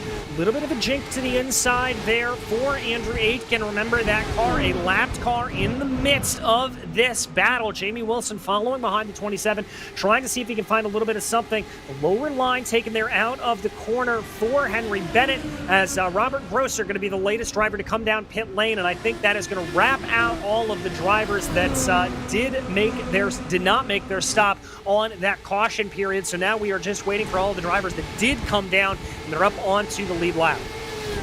As this will definitely be the last of the drivers, as you say, on that alternate strategy, we'll call it, the main strategy that we have for your top 10 at this point. Though I'm surprised that we haven't seen any takers at this point, because you are looking at times in that 27.2, 27.1 range, and we know that 26.5s is what you can do on the fresh tires. So I'm surprised with 40 to go that we haven't seen more takers from that other group there. Well, what do you think the strategy here is, Andrew, in terms of running this as long as possible? Do you think they're trying to run the tanks dry and put in as little fuel as possible, potentially? Or as you said, I mean, I would think that the crossover, because of the tires, would make a big difference. Yeah, I think there's two things that these drivers are considering right now. One is the lower fuel means that the tires will last longer on this final stint and not give up as quickly. And then the second thing that I think a lot of these drivers are considering is the high likelihood of something happening on the pit stop cycle. And if you get on the wrong side of that and you lose 1 or 2 laps to the leader, your race is basically done. So you're throwing away a potential top 5 in order to maybe get a couple of positions. So is the trade-off worth it for some of these drivers? Well, that is the ultimate gamble, the ultimate risk you take in making a green flag pit stop on a oval race for sure. There we see that battle we've been following, getting their way by some more lap traffic right now. The 27 Aero X machine continuing to hold in behind as we watch him come off of the corner. Aitken still having good runs there, looking very good, as that is going to be in the back there, I believe. Jan Dirks poking his way up, and he's been able to close that gap back up under 0.8 of a second now. Jamie Wilson looking a little bit closer here as well. They also have Jack Turner in the mix as well. Remember, he is one of those drivers that came down pit lane and has a fresh set of tires. Yeah, and this is really where things start to get sketchy, and one of the reasons why we could see a late caution here is because of just how much of a tire differential some of these drivers have. So it really does put a number of drivers in the danger zone, and you can see Wilson sort of letting Turner go by there, and I think that was a good move from Wilson, but at the same time, it's definitely going to be frustrating for him because it just puts him further out of touch from Henry Bennett. Yeah, he's now got 2 cars a couple of laps down in front of him, and he has just got to hope here that he can do it. As your leader, Joshua Chin, comes down pit lane. Maybe this is going to signal off that round of pit stops that we have been anticipating here as the 93 comes down that very, very slow marker. We'll have to see if anybody else follows his lead. Yeah, and I'm surprised that we didn't see Andrew Wood immediately come down as well, because if I were Wood, I would be trying to cover off what Chin is doing at this point, because you can see just how much or how sketchy Andrew Wood's car is right now with that big wiggle coming off of turn 4. We do see Ethan Egan down on pit road as well from your 3rd position, so this could be an undercut over Andrew Wood here if he can get a couple of laps in on those new tires. Well, remember, there wasn't a whole lot of breathing room in between Egan and Wood, only about a second or so as they ran, maybe 1.5, so certainly could be as a little bit of a slide up the track there for the 55 of Jack Turner. Again, that lapped car looking very, very aggressive, and he is in a battle. That is a battle that you see on your screen between himself and Andrew Aitken, so that is for position. Yes, and then Josh Chin has come out in the middle of that battle, and of course there's the battle between Henry Bennett and Jamie Wilson as Chin nearly gets into the back of the 27 car of Andrew Aitken there. So this is really, really sketchy stuff for your leader Josh Chin here, or your presumptive leader once things cycle through. But in order for that to happen, we have to avoid any calamity. Yes, we do. And by the way, Wood and Bennett both coming down pit lane here on this lap. So the Team Chimera driver and the 007 driver both opting to make their stops here. Wood probably responding as we anticipated to that pit stop from Ethan Egan. This will give control of the race over to the 88 of Cameron Dance. And I expect Cameron Dance to come down here momentarily. You can't stay out going the pace that he's going there when your competitors are coming down pit lane, particularly with Henry Bennett. Although I do think Henry Bennett might have had a little bit of a slow pit stop. I'm wondering if he slid the box just a little bit, because he did seem to come to leave pit road a little bit lower than Andrew Wood there. And we talked about that undercut for Ethan Egan, and it paid off in spades. That is Egan up into what we presume will be second place, just ahead of the Team Chimera driver of Andrew Wood, but he is boxed in. This is going to get hairy.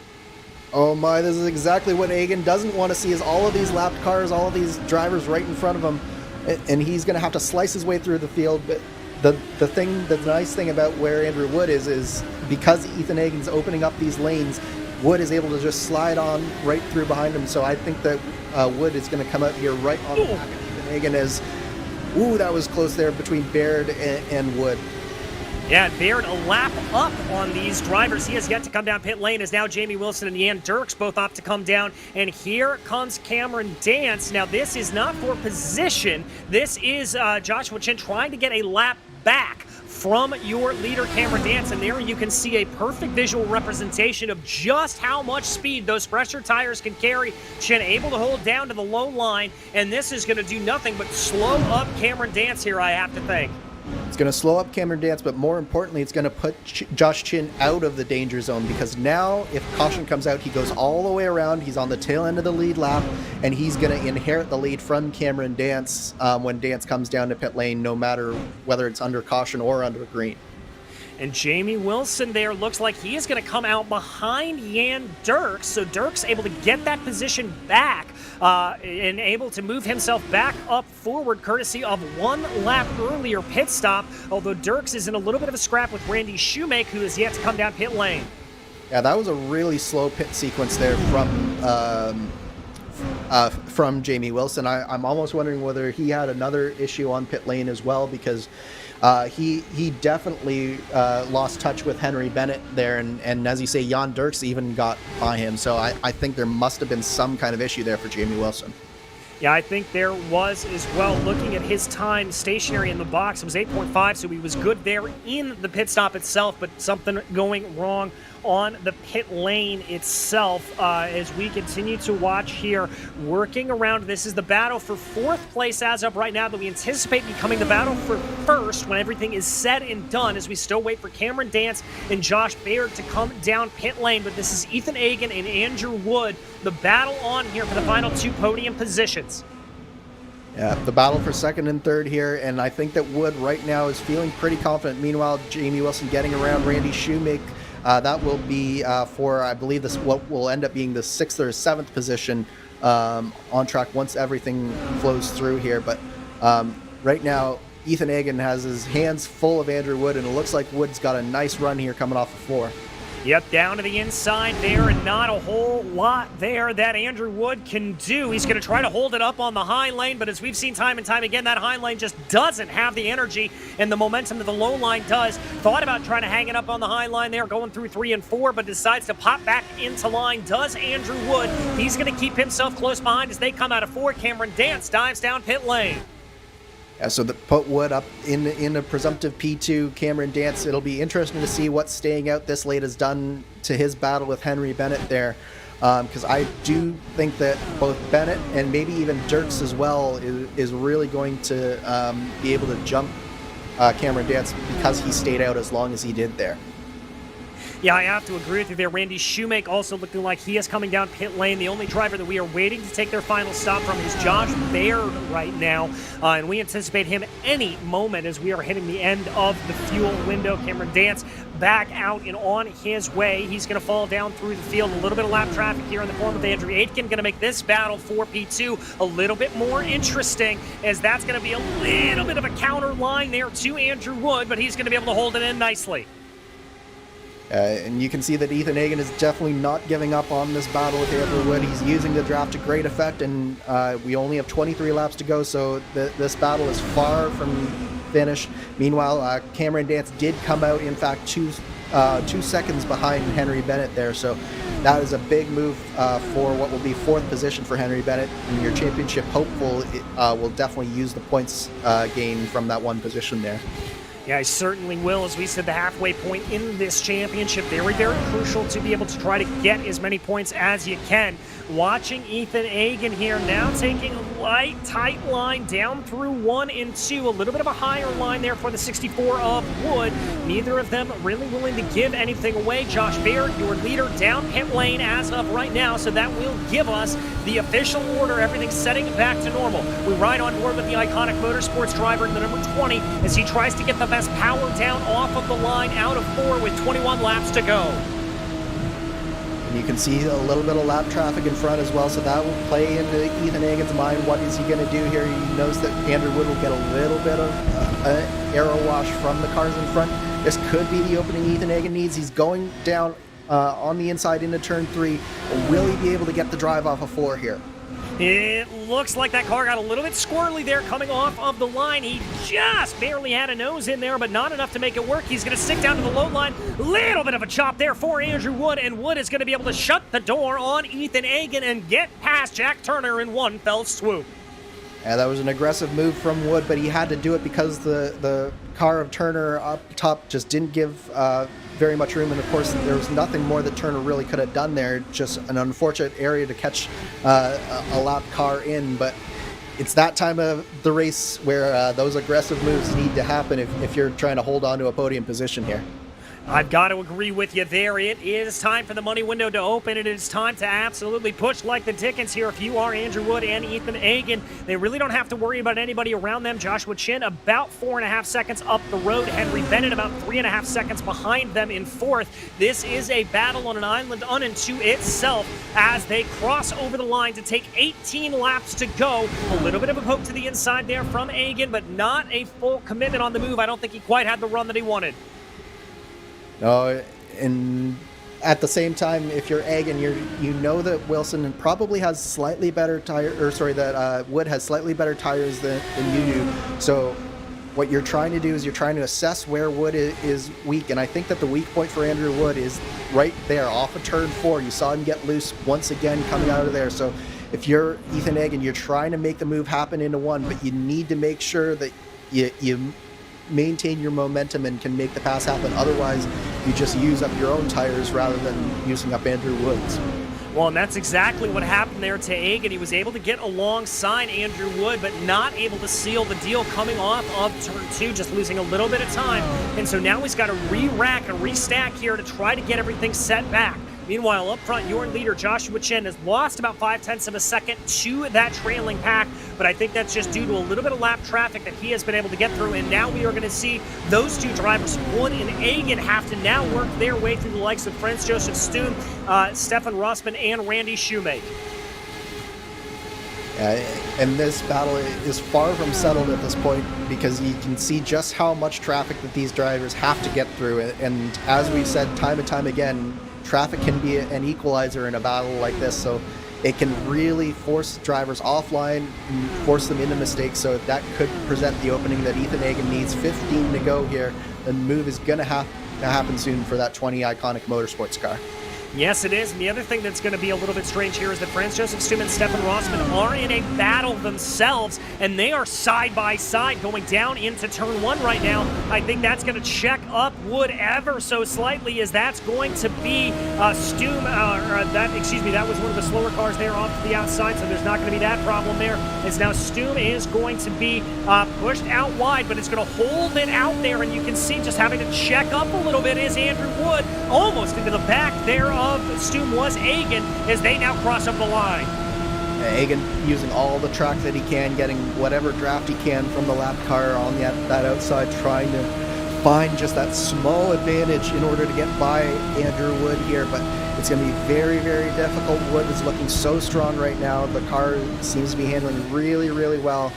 It's just going to be a small mistake that happens, whether it's Hagen making the small mistake or Wood making the small mistake, but that's all it's going to come down to between these two.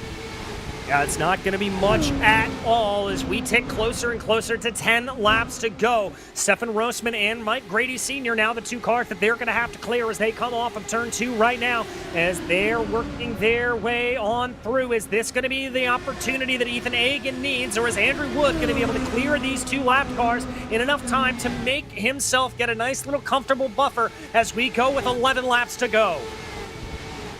And if you're Hagen, you're just hoping that Wood makes a small mistake, as, he opened the door there. The lap car in front of him went a little bit high there, and I think Wood was trying to maybe try and roll that high side, and then he had to make an adjustment, cut down right in front of Ethan Hagen there, and Hagen had to get off the gas really quickly there. He's all over the back of Andrew Wood. Lap traffic successfully negotiated on that lap, and now we got a little bit of clear track here before we get to the next pack of lap cars. Yes, we do, and with only 10 laps to go, it is definitely go time. A narrower line there from Hagen, and that is going to be a chop down from Andrew Wood. You saw a little bit of a bobble there out of the number 20. That's going to cost him a couple of tenths there as they streak down the backstretch into 3 and 4. This battle continuing to sizzle here in the dying stages of this race. Ethan Hagen just put the left side tires just on that white line along the transition between the banking and the apron there, and that's all it takes to get it loose, and you really have to gather yourself up quickly from a mistake like that. And you can see that Wood, with this clean air in front of him, he's starting to get a little bit of a gap on Hagen, but Hagen using the draft and really driving it really far down in those corners. And again, Wood very loose on that exit of turn 4 there. That's really his weak spot. So if you're Ethan Hagen, you have to be studying that and finding a way to maximize your exit off of 4, because I think that's going to be your opportunity. And there is another battle going on directly behind these as well, as Henry Bennett and Cameron Dance are duking it out, so it is not out of the woods yet. They were side by side going through 1 and 2. And remember, Dance here has about 10 lap fresher tires than Henry Bennett, and so that is certainly coming to his advantage here, being able to position that number 88 wherever he wants to on track.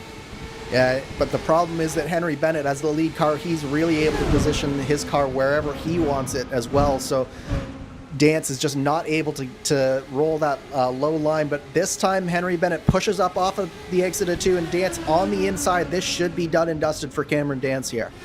Great heads-up crossover there from the 88 of Dance, almost like a dirt move there, coming off of a slide job and get the crossover, but here comes Bennett trying to fight back on him as they cross over the stripe with 6 laps to go. Bennett looking down to the inside, not going to be able to get it done. Dance covers it off, and he is going to be able to drive his way up into the top 5 there, up into the top 4 there off of 1 and 2. Yeah, really nice move there from Dance, but we're right back on the battle between Andrew Wood and Ethan Hagen. Hagen just still isn't quite able to get the momentum that he needs in order to make a move happen like we were seeing with Bennett and Dance. They just got through, I believe that was Marshall Stanley and Mike Grandy there. That was a close moment behind them, but it's all eyes on this battle between Hagen and Wood. Yes, it is. Hagan getting very, very close there through 4. Again, as we've talked about, that 20 looking exceptionally good off of turn 4. It's a good run here down the main straight. Is he going to try to have a look to the inside? He's going to go for it there. Wood unable to shut the door on him, but he is able to carry momentum up on the high side. I don't think that's going to be enough for Hagan, and again, Wood is able to stay ahead. Yeah, Hagan is just so close to making this move work, but he just can't quite get the momentum up. He needs a little bit of a bigger slip up from Andrew Wood, but he's got the right idea. He's using this front straightaway to really get the run going on him. He's trying to move Andrew Wood out of the way just a little bit, trying the high side. Maybe he's going to do a crossover here, try and get some kind of momentum and speed difference here. That's going to be the key, but he's only got 3 more laps to do it.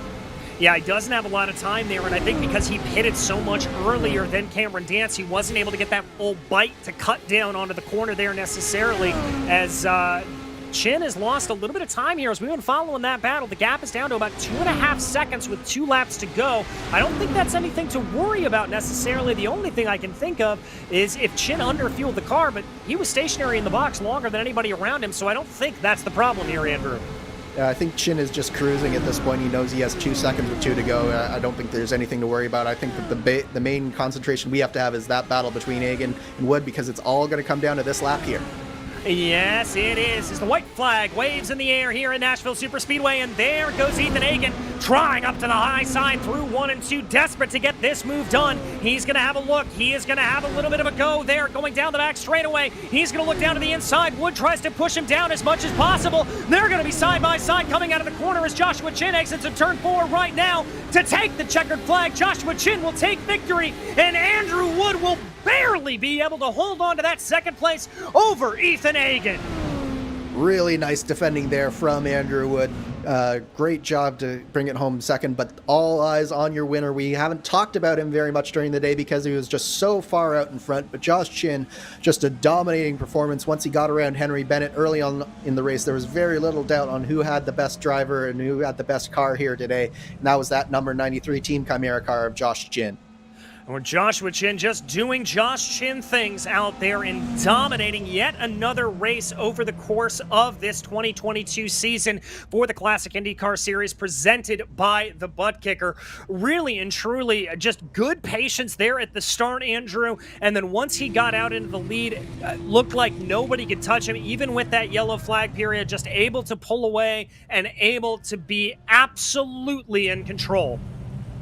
Yeah, Josh was vibing all day long. He really just never looked out of control, never looked like he was even close to making a mistake. He was the most composed driver out there, and we got a little special victory lap here from Josh. Doing a backwards lap around the track. A very, very happy driver behind the wheel of that number 93, it has to be said, as he takes that IR05 in reverse around the Nashville Superspeedway. A great run for Josh Chin. And let's go ahead and run you through that final finishing order here for your race, as it was Josh Chin and Team Chimera able to take the victory after 200 laps. Andrew Wood barely able to hold on over Ethan Hagan. We followed that one all the way up to the checkers. A fantastic battle, and I cannot wait to talk to both of those drivers. Cameron Dance on the late pit stop there was able to get the move done on Henry Bennett and secure 4th place. The 007 driver for Powerslide Motorsports coming home in 5th. Ian Dirks was 6th, followed by Jamie Wilson, with Lucas LaVille in 8th. Falling down the order there, Joshua Baird in 9th, and Robert Grosser rounding out your top 10. In 11th, the first car lap down was Marshall Stanley, followed by Mark Brandy, with Jack Turner and Andrew 8th down in 14th.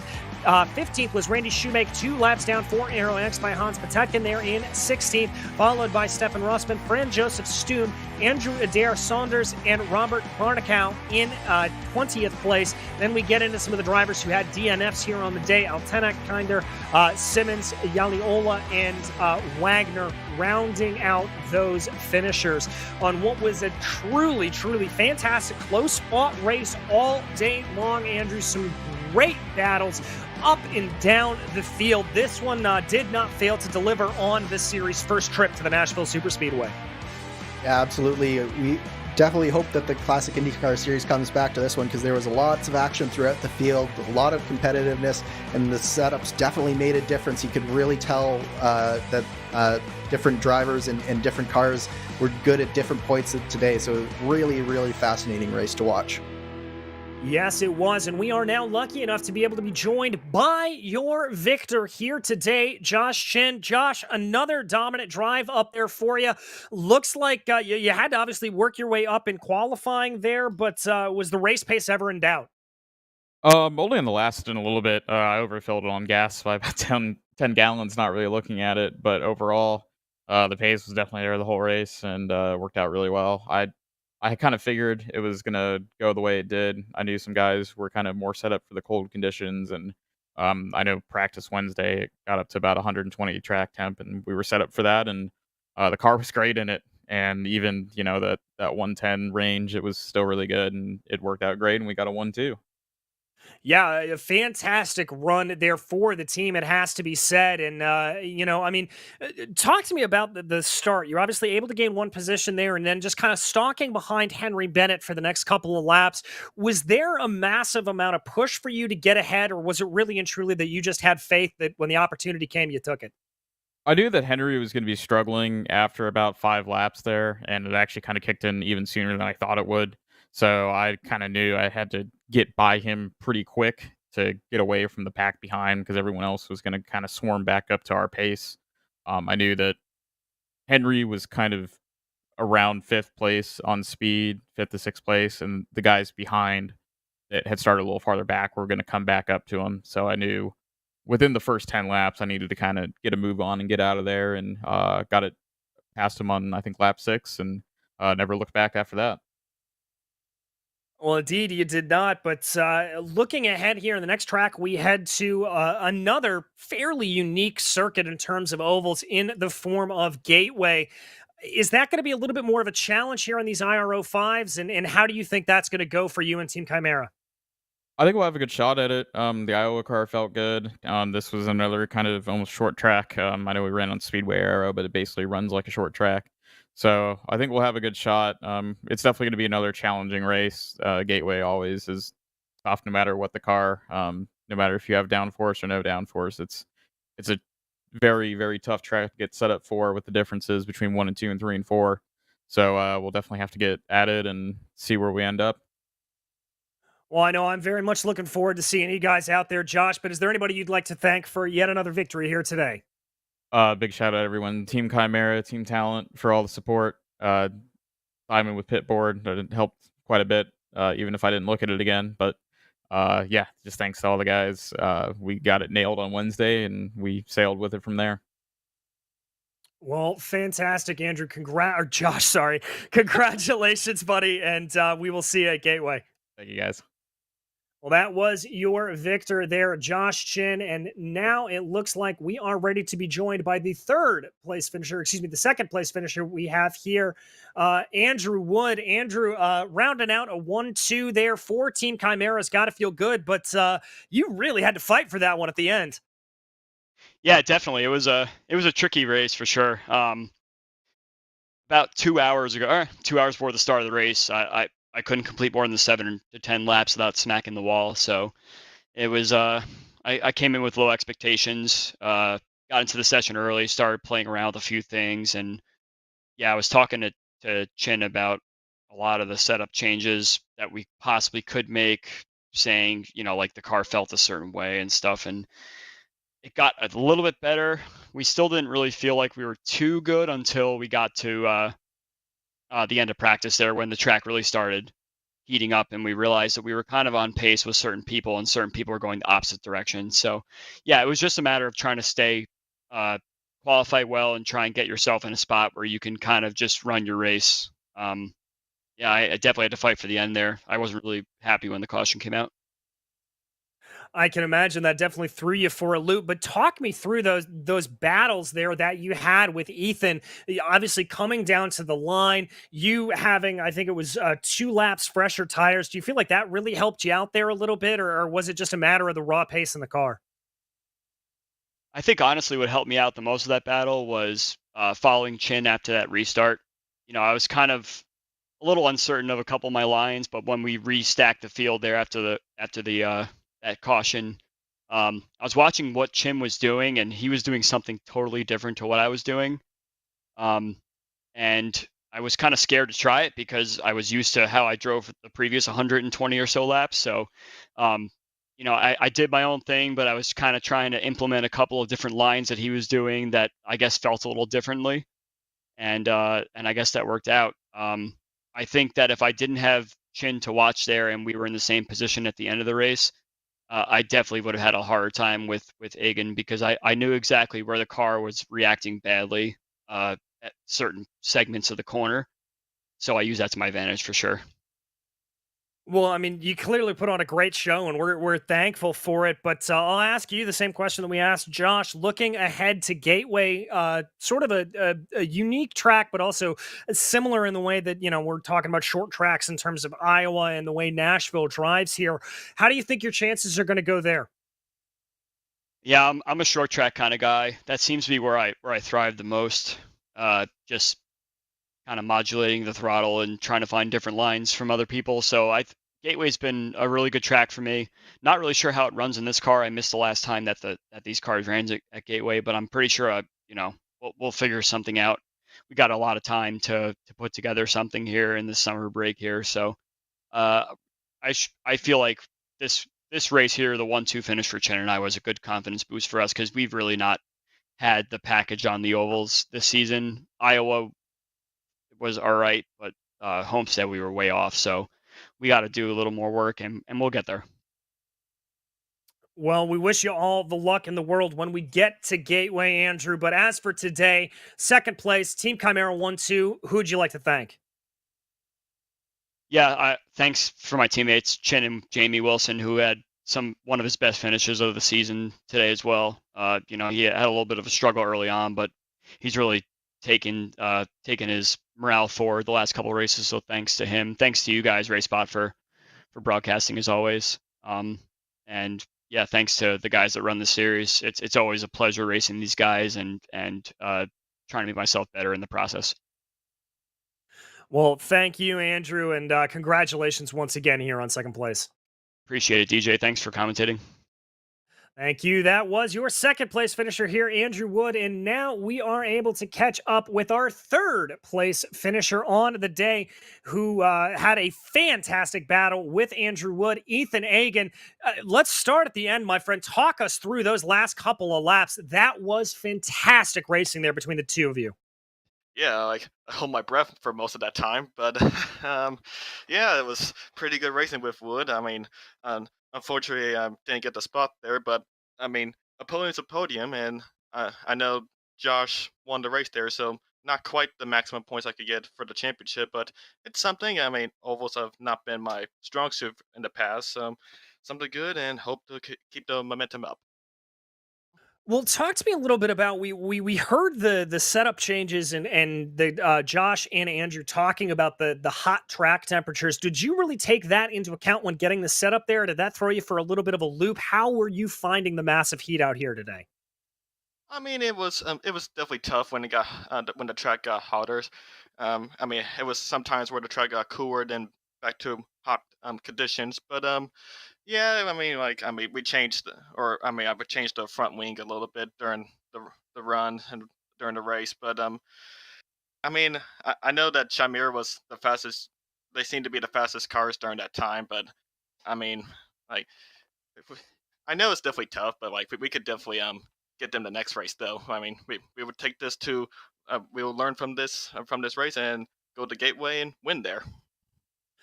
Well, I mean, that's a pretty good statement to be going in on. I mean, obviously, you guys looking ahead to Gateway. Outside of the temperatures, I mean, these last two races, sort of, if you combine them together, if you combine Iowa and Nashville, you get Gateway. So you do like your chances going to the St. Louis circuit? I think so. I mean, it's definitely gonna be tough no matter what because I mean this whole series is very competitive, and you got to be smart on what you do, have good setups, and be consistent, and have a little bit of luck, and we'll just see how it goes. We will see indeed. And Ethan, we wish you all the luck when we get there. But as for today, a well-deserved podium. Is there anybody you'd like to thank for your run? I mean, I'd like to thank everyone from Iconic Motorsports for, racing with them. It's been it's been so much fun to race with them, and I'd like to thank my parents for supporting me through this whole series. And it's just been a good year so far. Well, it's been a good year indeed, and we hope it continues out for you, Ethan. And congratulations again on a great race today. Thank you. Well, that was your third place finisher out there, Ethan Agan, who put on one heck of a show for us up at the end. And Andrew, like we said, Nashville Superspeedway, our first trip here, certainly delivered the action, certainly delivered a good punch. Yeah, it absolutely did. Side-by-side racing, right to the line. What more can you ask for out of an oval race in this IR05 car? Really good combination, and hopefully we come back. But now, as Josh mentioned, all the drivers in the Classic Indycar series are putting their eyes towards Gateway in 1 month's time. They've got a month off here for their summer break, but I think a lot of these teams are going to need it because, as he mentioned, it's a very, very tricky place, not only to drive, but also to get the car set up to work at both ends of the track. So I think there's probably going to be a lot of practicing going on during this month off. Yeah, I think you are certainly right. And let's go ahead and take a quick look at that schedule before we say goodbye to you all. As we said, we will be back on August 21st as we go to Gateway, and that will round out this run of 3 road courses. We then head to Belle Isle, Auto Club, the Indy Road Course, Phillip Island, and of course, rounding out the series at the Indianapolis 500 at November 13th. But those are all up in the future. As there you can see some of those previews. On August 21st, we will be headed to Gateway, which will prove to be an absolutely fantastic and thrilling race. But as for today, it has been an absolute pleasure to be able to bring the Classic IndyCar Series presented by the Buttkicker to you. And on behalf of my partner here in the booth, Andrew Kinsella, as well as our director and producer behind the scenes, Connery Maddock, my name is DJ Clark. And until we see you on the track, thanks for watching.